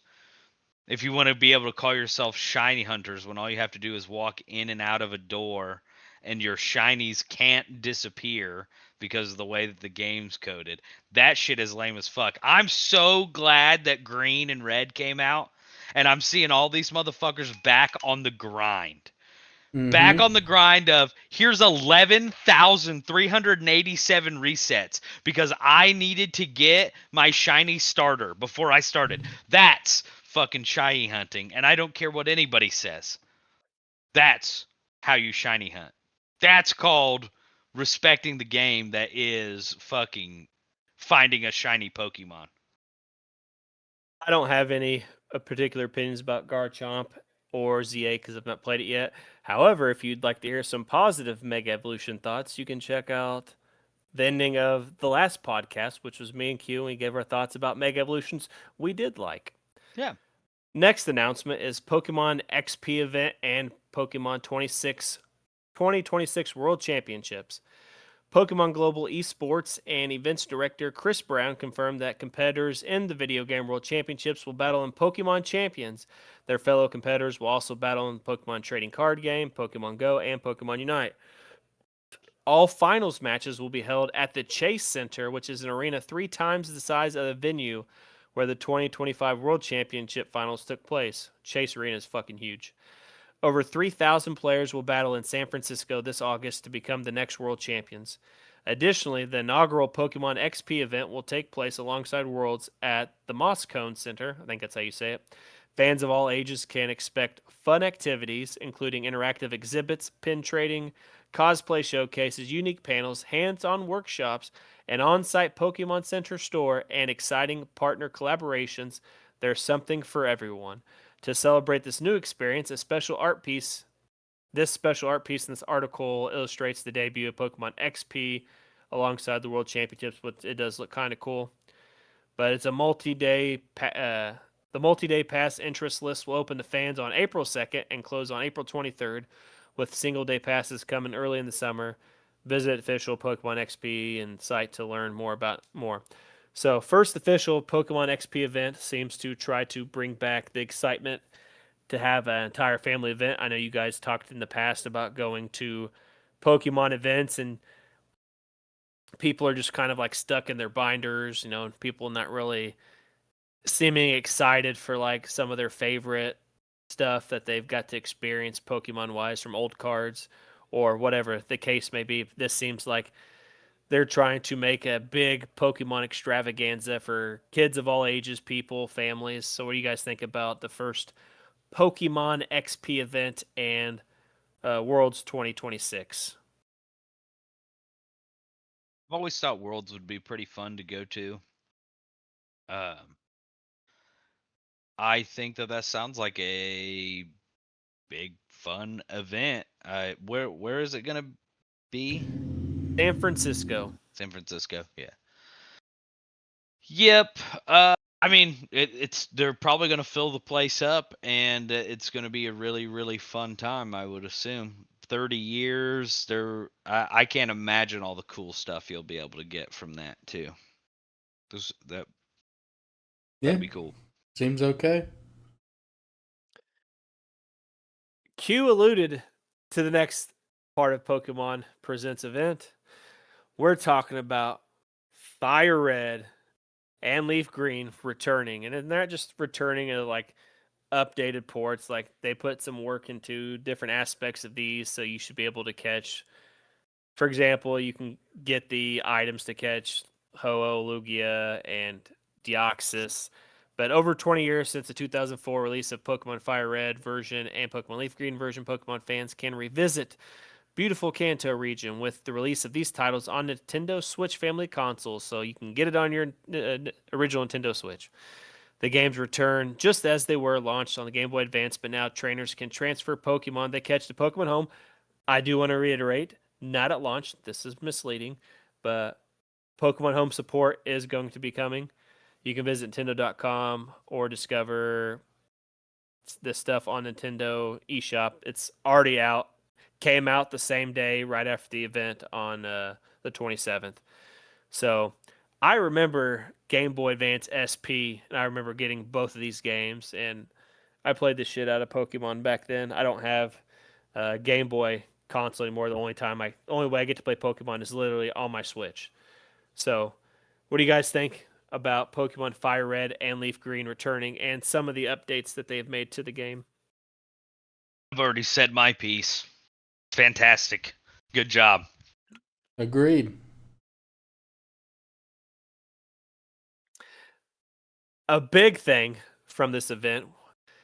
So, one thing that irritated me a while back, I told you I went to try to play Fire Emblem Path of Radiance, which is a Fire Emblem game I've never played, and it was on GameCube, and it was exclusive to Nintendo Switch 2 because Nintendo Switch 2 is the only one that has access to GameCube classics. So, the next announcement was Pokemon XD Gale of Darkness.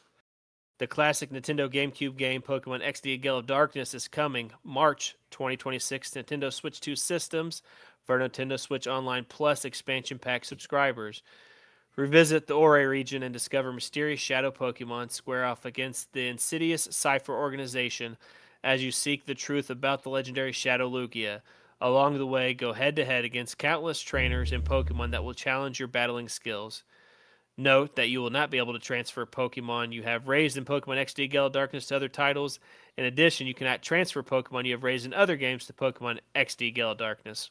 So, that irritates me because one of my favorite things between Pokemon Battle Stadium, Coliseum, not Battle Stadium, Coliseum and Coliseum 2 was being able to transfer Pokemon back and forth. And doing that for this GameCube game was also really cool. So not having that aspect of being able to transfer Pokemon back and forth kind of irks me a little bit because come on guys, we're playing on Nintendo Switch 2 and Nintendo Switch consoles or whatever the case is. The technology is there. There's cloud, there's Pokemon Home. Like I'm not saying it's not difficult, but you guys have the technology to be able to allow people to transfer stuff back and forth. So while I'm excited for this game, even though I don't have a Nintendo Switch 2 yet, I am irritated the fact that people can't transfer back and forth between the game. Yeah, that part does suck, but I'm hyped for Gale of Darkness being out because Gale of Darkness was a very fun one for me. I didn't actually play Coliseum, but I did play Gale of Darkness. I remember playing the shit out of Coliseum. Me and Tristan would sit and you could upload Pokemon from what generation was that? Diamond and Pearl? Uh, Coliseum? Probably. it was either Probably. Diamond and Pearl or Ruby and Sapphire. I can't remember. Yeah. Either way, we were like, "Oh, okay, we're dropping." I think it was Diamond and Pearl because I think I remember putting my Palkia in there, and I was like, "This is so cool." And he's like, "And then we can just bring it back," and I'm like, "No way." My same Palkia gets to come back to me. We just played with him on the TV, dude. This is crazy. Yeah, yeah, no, that part's pretty cool, and I wish it was there, but you know, it is what it is. I guess Is what it is. at least I can have Gale of Darkness You to play could bring because your DS over to my house and we can play it on the TV and do that just so you could have the experience. My first I need time to get a catching DS. my first time catching Lugia was in this game and transferring Pokemon back and forth was something I really enjoyed. So like I said, I'm sad, but I love this game particularly. And one of my first choices for the second Thicc Boi podcast challenge was I almost thought about us playing Pokemon Stadium 2 on the Switch because it's available. I see it. I don't know what punishment is going to be for the second challenge, but we'll definitely discuss it. But when more Pokemon games that come to consoles, whether it's through Nintendo Switch Classics or whatever the case is, uh, all win-wins. This one I thought was kind of funny. Pokemon Red and Pokemon Blue Game Music Collection Game Boy Jukebox. A new audio player, the Game Boy Jukebox, has been revealed, letting Pokemon fans embark on an audio journey of the original Pokemon Red and Blue video games that released in '98 for Game Boy. The Game Boy Jukebox looks and sounds identical to the Game Boy system and comes with 45 cartridges that you can insert and listen to songs and the sound effects. Look for its arrival at Pokemon Center soon. What do you guys think about these little Game Boy things playing the different songs from Pokemon Red and Blue, and 45 cartridges. I Is it have like a hit clips thing? yeah. I've never I've never really been the person that is like, I love the music of this. Like the only game I can only game that's ever kind of been the case is like Monster Hunter. Whenever I'm in the middle of a fight and they bang out a gnarly track, but no, I just think this is a lame gimmick. What about I'm sure you played Mario Brothers, right? The Mario Brothers, when you're in like the castle, like the dungeon music didn't make the moment seem more intense for you. No, I am a big music fan I of the don't. soundtrack for a video game. I am not a big music fan of small Game Boy, 45 cartridges. That is not the type of music fan that I am. However, soundtracks for video games, Monster Hunter, Suikoden, that's the way I like my music. I don't like Monster Hunter does have a good 45. soundtrack. I don't like Yeah, 45 cartridges. No. no, What do it's you think? lame.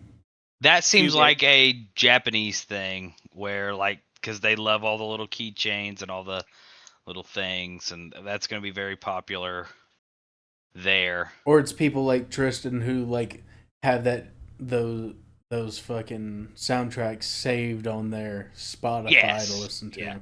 But even like Pokemon is such a weird one to me. Like, there's a few Pokemon tunes that stick out in my mind that, like, pretty much every Pokemon song that you hear, you can tell it's from Pokemon. But there's a few that are like stuck in my mind of, oh yeah, I heard those a lot because I played that game a lot, and so like I know them, but I don't know their name.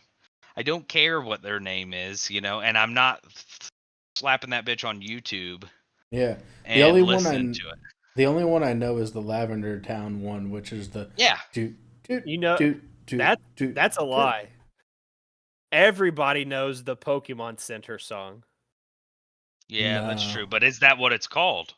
I, I here. This might be I blasphemous. I turned the fucking music off because the I don't. music. I don't play my Pokemon games with sound because it doesn't add anything. Q It's not also like there's voice talking in gave a there. thumbs down, so we know Q's opinion of the situation. You gave thumbs down before you walked away. I seen it. Yep, not a Next not something I want. next thing, Pokemon TCG Pocket, game I have no experience with because if it's not the actual card game, I don't like learning something else that's not the actual card game. I know it has minor aspects of the card game, but it is not that. However, Pokemon Trading Card Game Pocket is dealing out limited time missions and special rewards for Pokemon Day from February 27th, 2026, 6 a.m. to June 26th, 2026, 10:59 p.m. This is Pacific Standard Time to Friday PDT, whatever that is. Log into Pokemon TCG Pocket to collect your rewards. You can complete missions and receive accessories celebrating 30 years of Pokemon. Visit the in-game news for more information. Any opinions? No, it's just a random event like they're doing with almost everything. So it's cool that they're doing something, but nothing that hypes me up. So I wonder if this makes you guys feel old because Please don't. Pokemon Go, to mark this momentous occasion, will Pokemon that have appeared throughout Pokemon Go will be appearing again at once for 3 days. Saturday, March 7th to Sunday, March 9th, 2026. Leading up to the special event, there'll be another event themed around the Kanto region from Tuesday, March 3rd to Friday, March 6th. It's already over. And if that wasn't enough, a 2-day global Pokemon Tour Kalos global event will occur on Saturday, February 28th to March 1st, also gone. But the promo code to receive a Kanto's first partner Pokemon Go Tour Kalos, you can enter that code, Pokemon Go Store. I forget how many years, but it's like this is like the 10th year or the 15th year. I don't remember since Pokemon Go came out. So does that make you guys feel a little old at I think least? this will be 10. So like 10 years since Yeah. Pokemon Go first came out. Yeah. I remember it came out, me, Riley, essentially Magic Buddies. This was before, I don't know if this, let's see, 10 years ago to be 2016. So yeah, this was before I met you guys. Yep. So like, I remember meeting at the library, running around town, catching all these Pokemon. I remember Wesley going down the one-way street the wrong way behind the fire department and getting pulled over because we were Pokemon hunting after work. I remember Dominique getting off work for Papa John's and us driving around Walmart because for some reason the Walmart parking lot on the side by the auto place is like a Dude, a fucking nest for Pokemon and Pokemon. crazy over Mhm. there. But 10 years, and I remember quite it. Like I remember going to the canal one time, and Crazy there too. can't remember what I caught. It was like a Gyarados or something like that, and Corey Rupert did not catch the Gyarados that everybody else caught, or maybe it was a Snorlax. It was something unique at that time for a Pokemon that hadn't appeared yet, or people hadn't really caught it very often. So I remember lots of these random events, but 10-year Pokemon Go. What'd you think about these small events here? Do you guys still play Pokemon Go, right? Yep. Mhm. Right here. 8-3 of 2016. That is a Dragonite that we caught in maybe not Skaggs. I don't know if he was back yet. No, I wasn't back yet. Hell But yeah. we went to Indianapolis and caught. It was just dead ass a Dragonite while we were driving around Indianapolis. Oh my gosh, his Mega is in the game.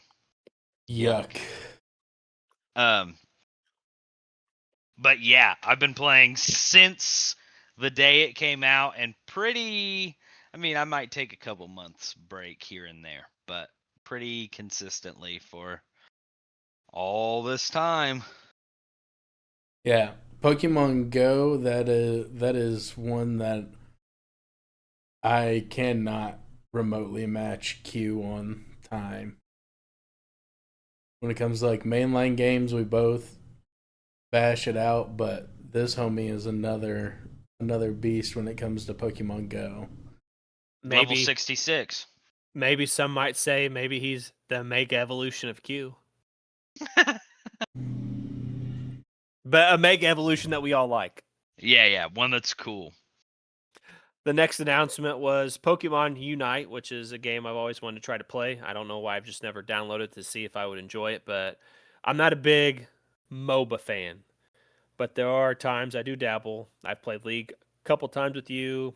I played when it first came out with the roommates back then, but if I'm playing a MOBA, Smite is my MOBA of choice. However, with as much as we talk about Pokemon, enjoy Pokemon, this would be something I might look at some point in time and I might try, but I have not tried it yet.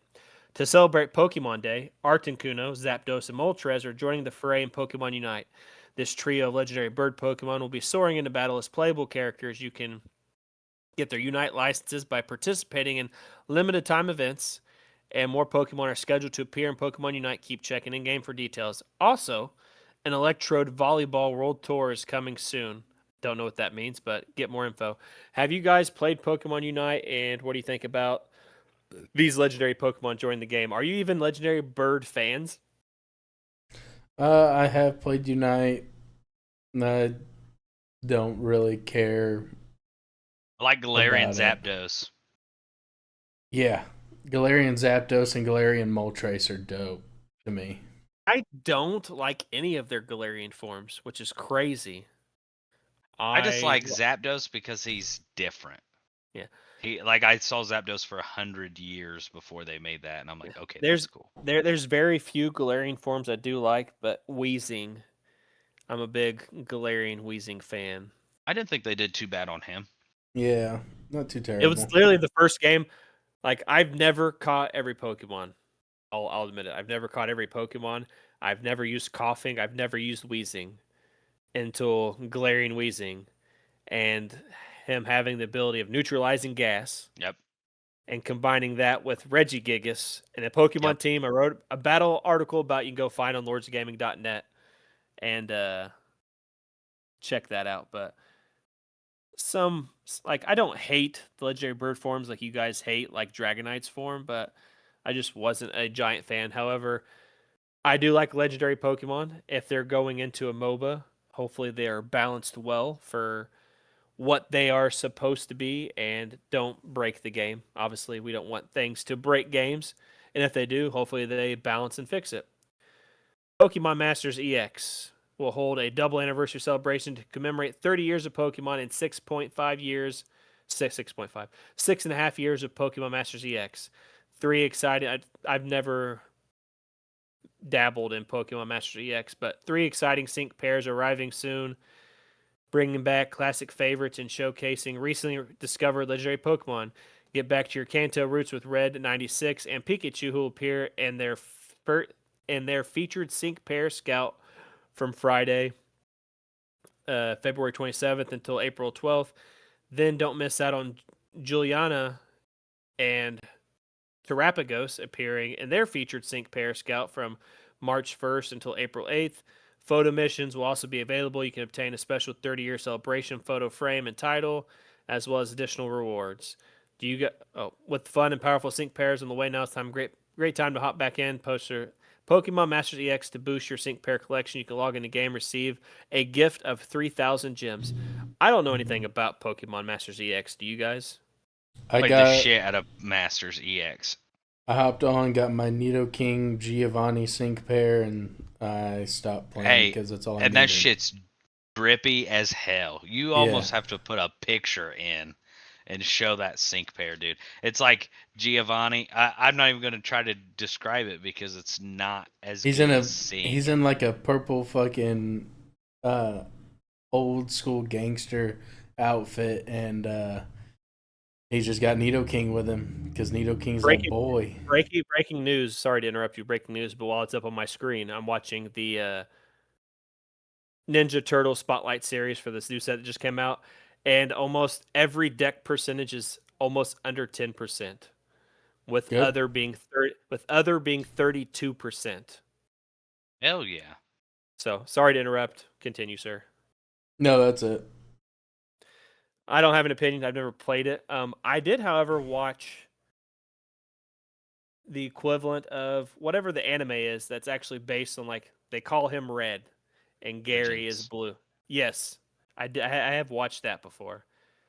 Pokemon Sleep, which I don't really understand this, but Mew research begins tonight. Watch a video introducing mythical Mew Pokemon, which has, you can go to Pokemon.com, check out the news, find out what that video is.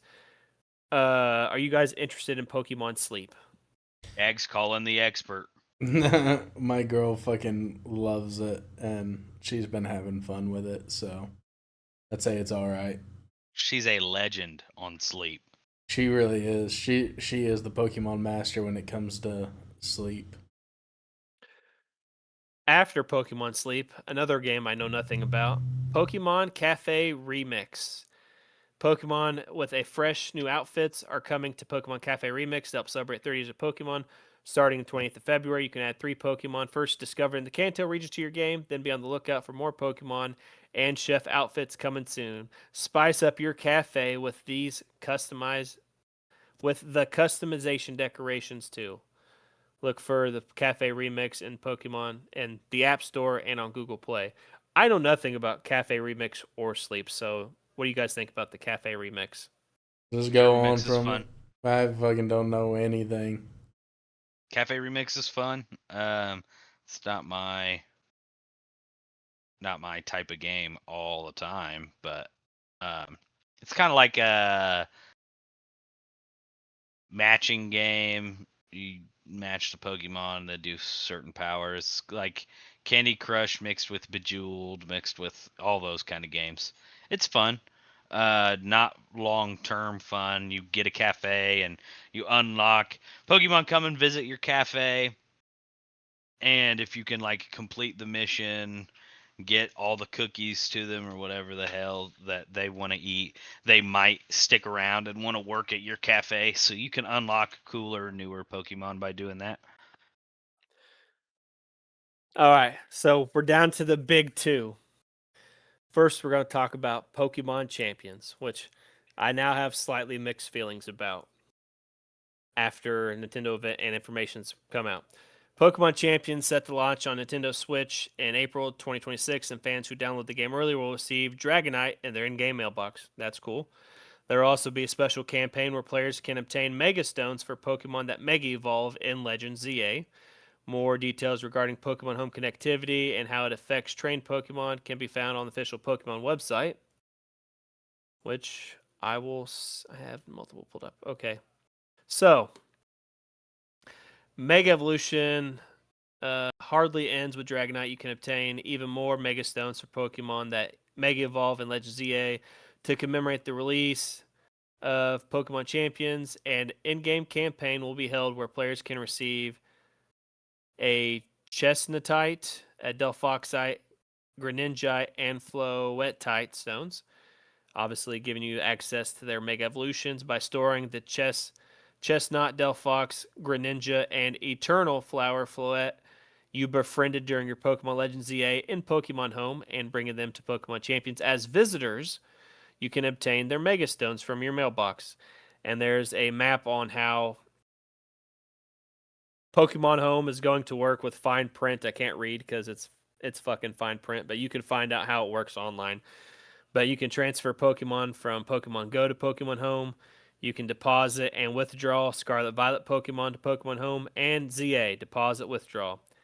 However, Pokemon Fire Red Leaf Green, which doesn't have access to Pokemon Go at Pokemon Home at launch, will let you. I don't know exactly how. I can't remember exactly how it works, but you will have some access to Pokemon Go, Pokemon Home, not Go. But Pokemon Home and Pokemon Champions, you can send Pokemon to visit Pokemon Champions, and then you can send back to home. By linking Pokemon Champions to Pokemon Home, you'll be able to bring certain Pokemon to Pokemon Champions as visitors, as well as sending Pokemon back to Pokemon Home. If visiting Pokemon knows moves that it can't be used in Pokemon Champions, they will have to learn new moves via training. If you train visiting Pokemon in Pokemon Champions and return them to Pokemon Home, they will retain those training results when returned to Pokemon Champions unless they return in a different form. Please note that only Pokemon that appear in Pokemon Champions will be able to visit from Pokemon Home. Also note, Pokemon obtained in Pokemon Champions cannot be sent to Pokemon Home. Aim for title Pokemon Champion alongside Pokemon you've befriended thus far, Legends ZA, Pokemon Go, other titles in the series. As you enter Pokemon Champions for the first time, you'll be greeted by a variety of friendly faces that will always be around to help you prepare for battle. Tatora, which is the name of this character, will help you get into the swing of things by helping you enter competitions. Kit will help you partner up with Pokemon at Roster Ranch. And Cordy will help you with new strategies as you battle in Pokemon Champions. You'll meet Caraway and Kojima too as you enter the battle arena. Get ready for the battles of a lifetime. So the first thing that irks me before I get into the rest of this is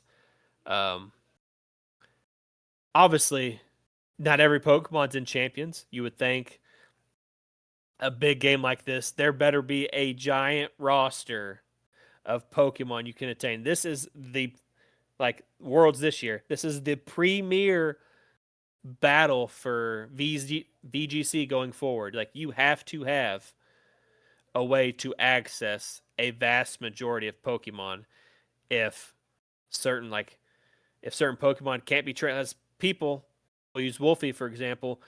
When Wolfie won the biggest populated tournament in Pokemon, he had to go back to his DS game to get a Gothitelle and transfer that all the way up to, I think, Scarlet and Violet.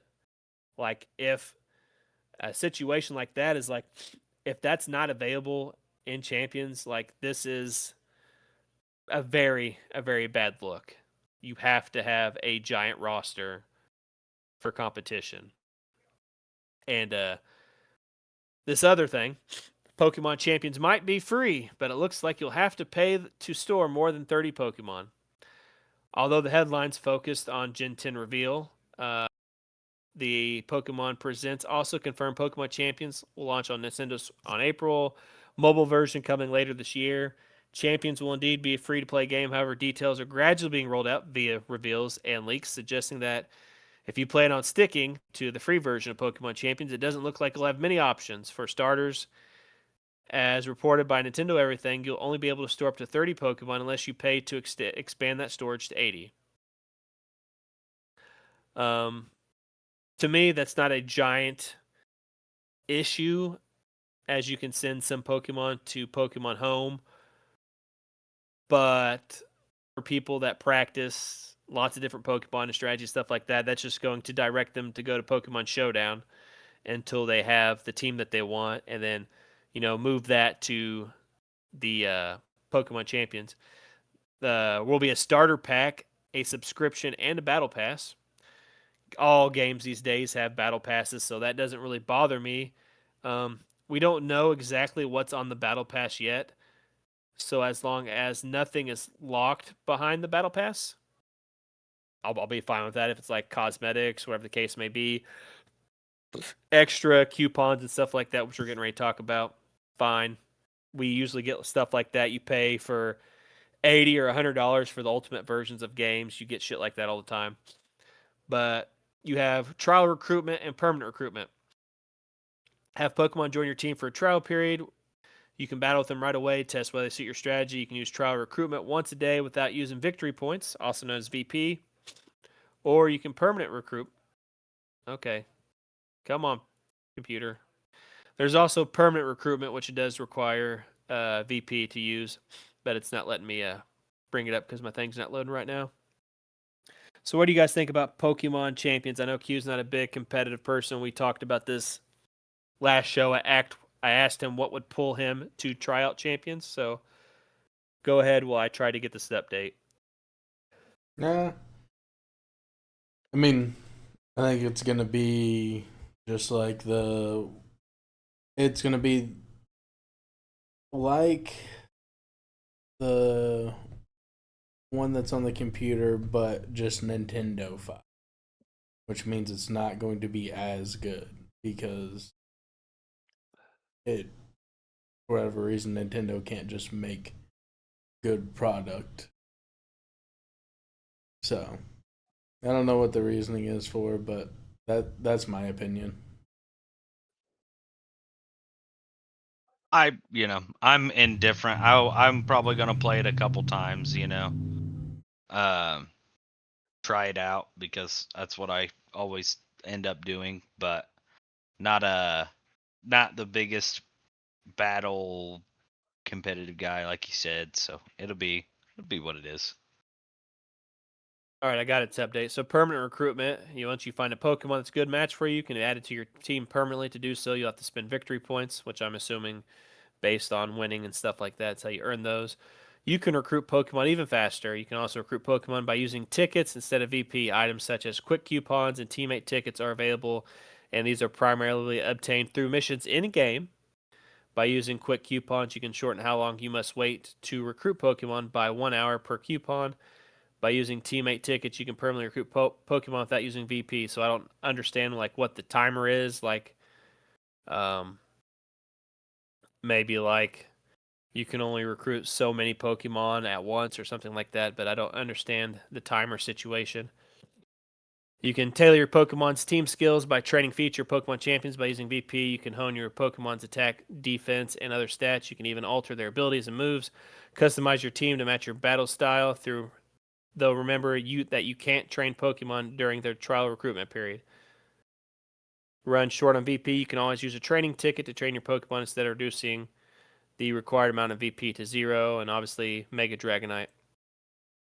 So there is positive stuff about the game, but there's the negative stuff is how much of this stuff do you have to pay for? A lot of people don't like the 30 storage limit, which is essentially one Pokemon box on the regular Pokemon games.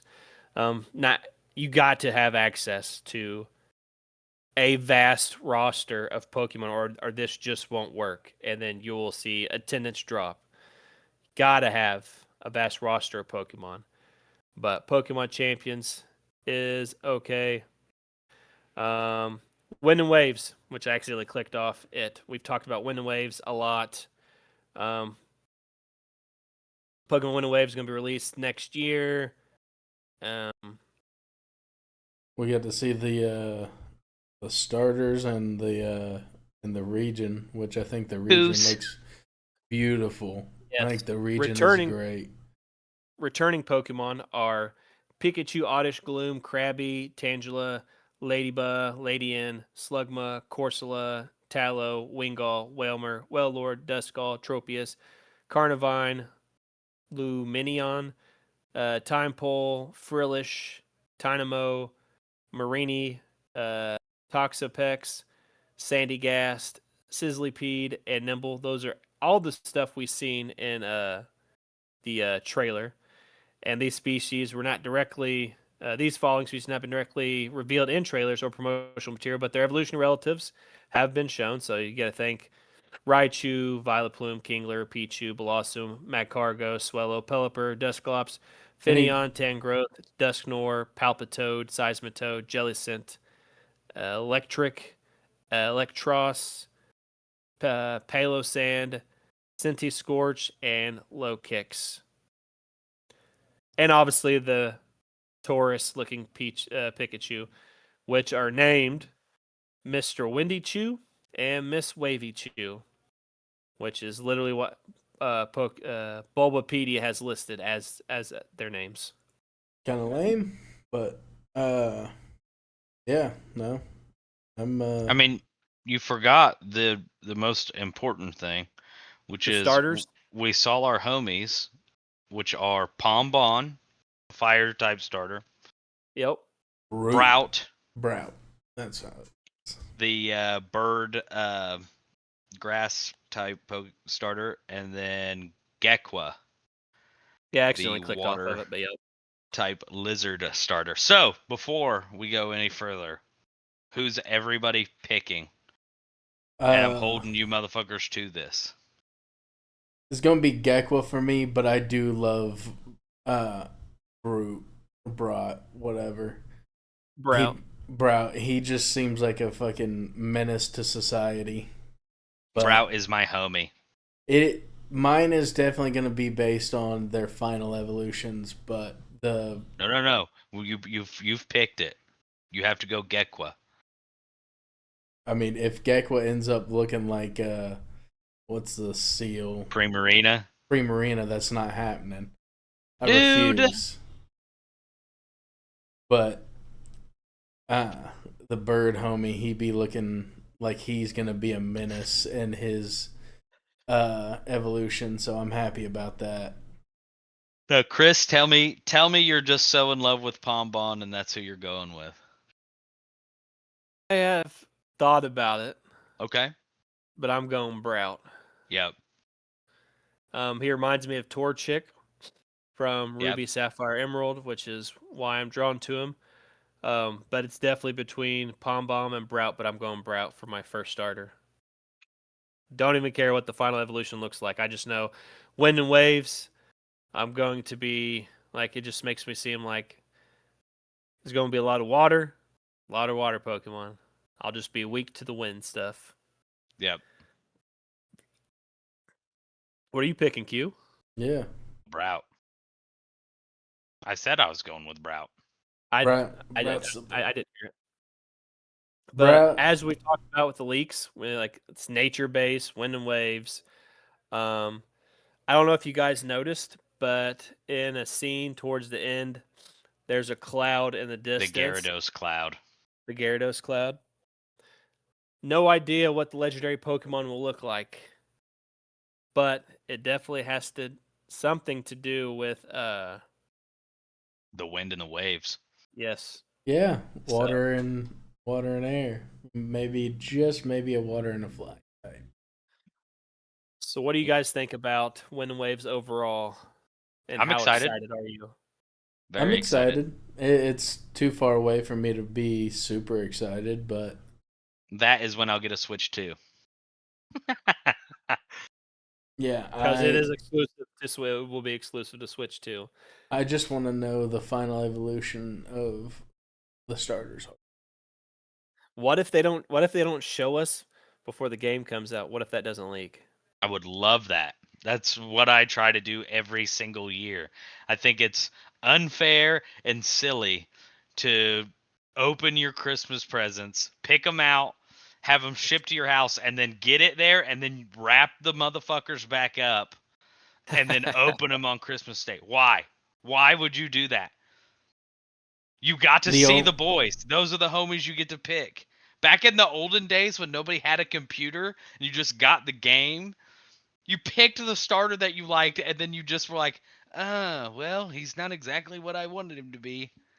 Now it's like 16 months before the game came out. I know exactly what he's going to look like, and I don't like him very much. And he looks like he's going to be a physical attacker instead of a special attacker. I So don't I'm go not that going to go fucking for deep. him.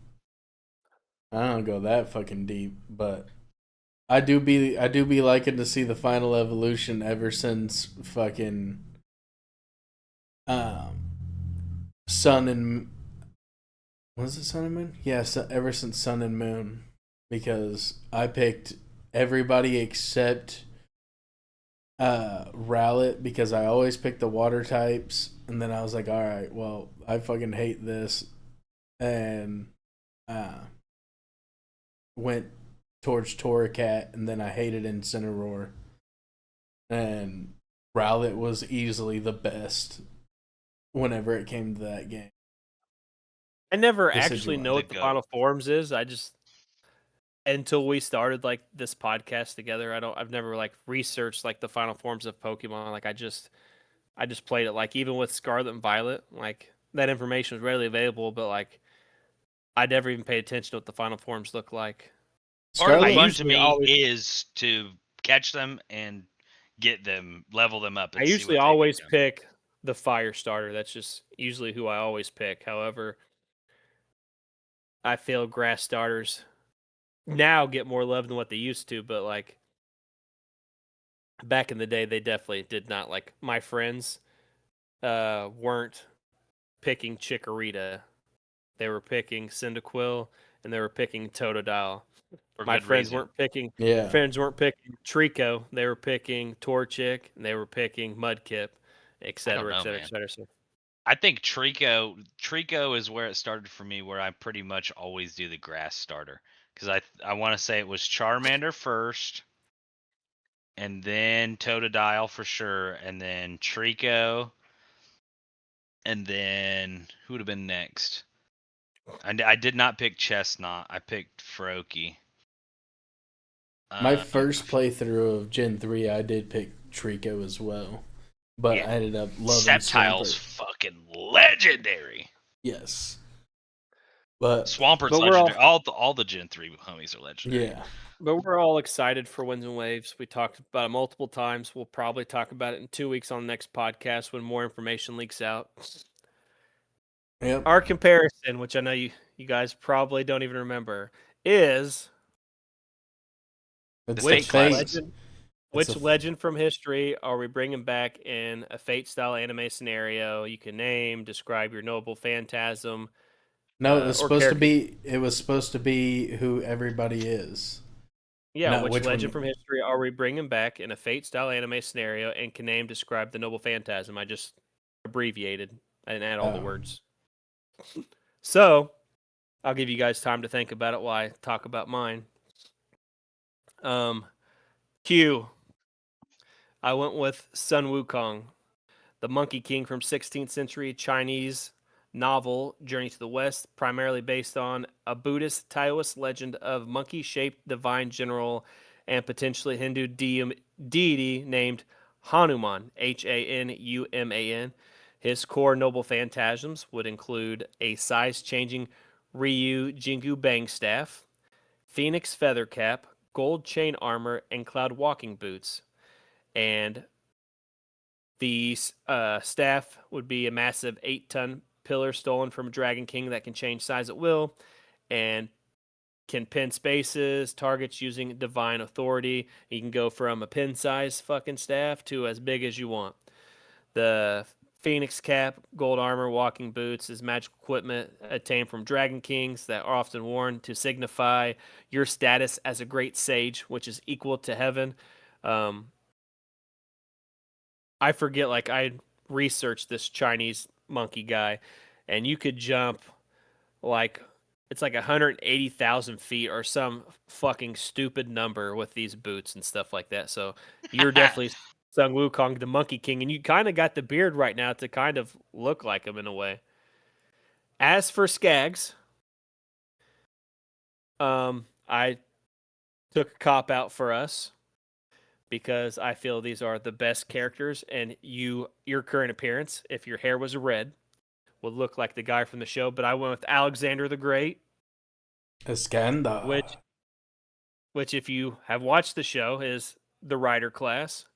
Um, for anybody that doesn't know, Alexander the Great, also known as Iskandar, is the king of conquerors who almost ruled the world. During his youth, he had a close friend who would drag him around everywhere with a personality similar to Taiga Fujimura. His attributes have expanded his horizons thanks to that friend, and notes that the friend began to truly show his talent after Alexander's death, usurping the throne of Macedonia, the far west of Greece. The young king, that's not important.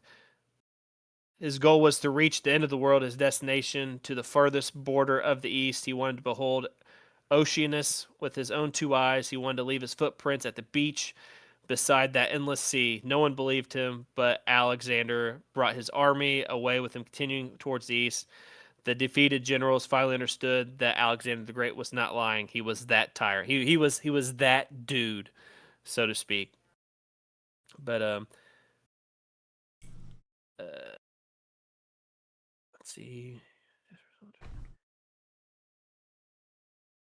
His army kept increasing endlessly with victories on his road to progress towards the east, towards Oceanus, the endless sea, until together with the king that behold the legendary beach, across boiling deserts, over chilling snow-capped mountains, fording billowing rivers, chasing away ferocious beasts, and fighting for their lives for times out of count, those foreign tribes never seen before, and the unknown weapons and strategies that Alexander the Great and his army deployed.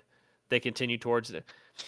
Even when they died in battle, after giving everything they had, the faces still proud until the end. They'd be able to return to the image in their dreams, even mist-covered seashore that had once seen a scene that continued. Blah blah blah blah. Pretty much, he's a badass guy, wanted to conquer the world. Skaggs kind of really looks like him. Where did I write down the noble phantasm? Hold on.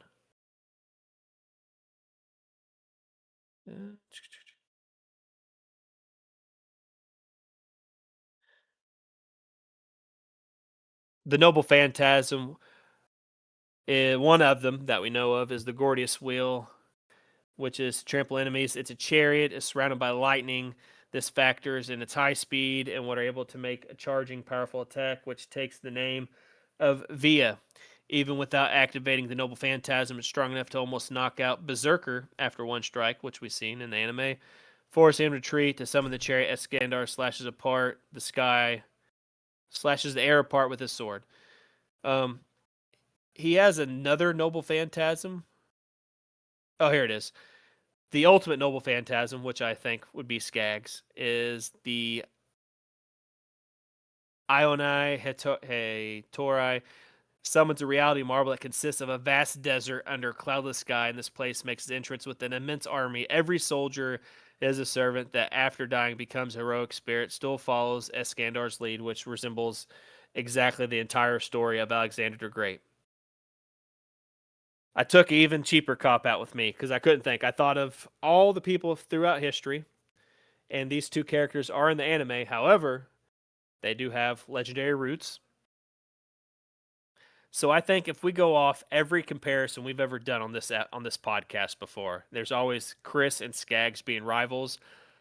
I think Gilgamesh is a good one for me, with his noble phantasm being the gates of Babylon. I like rare cards, collect old video games, and Gilgamesh's noble phantasm, the gates of Babylon, serves as a universal portal in which he could access countless treasures as he collected throughout his life whenever he pleases. These treasure vaults include weapons and that qualify as high-grade noble phantasm on their own, signifying trends about power he holds just by being able to access them freely. And he can access that noble phantasm in multiple different ways, but I feel if we go the route of me and Skaggs are rivals, it's only rightful that I pick Gilgamesh. And if you watch the anime, Ryder, also known as Alexander the Great, wanted to have an alliance with Gilgamesh, which Gilgamesh told him no. Saber, which his noble phantasm is Excalibur, also told him no, but he also referred to her as a little girl because he did not think she was good enough to be a king, which she represents King Arthur.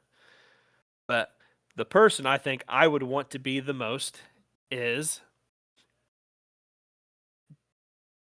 Gilles de Rais, a 15th century French nobleman and comrade of Joan of Arc, who went insane following her execution. Summoned in the Fourth Holy Grail War with Master Ryonosuke I Uryu, he don't is a know if sadistic. you want to be Bluebeard, brother.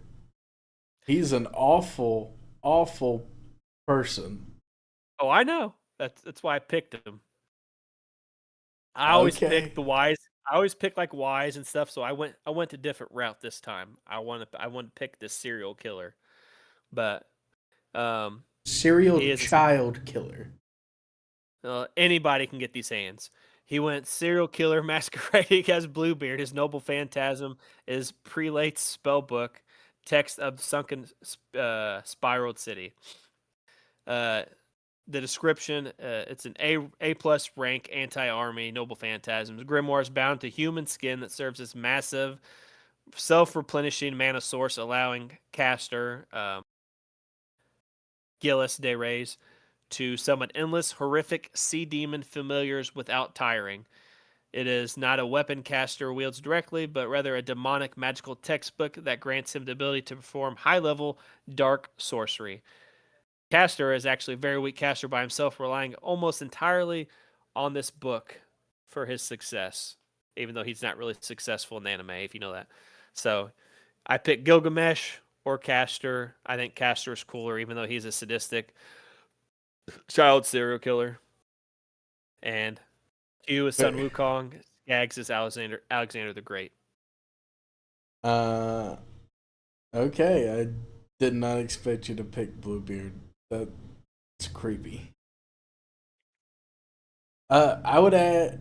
So for mine, if we're gonna do rivals, I would actually flip the Iskandar and Gilgamesh one, and that you would be Iskandar.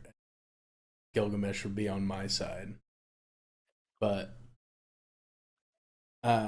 mainly just because how they act, how they are themselves, and how they act. Alexander the Great is more of a jovial, happier person, where like Gilgamesh is like, "Fuck you, I hate everybody. All you guys suck." And anytime I can think about it, I am always the much more negative person than what you are.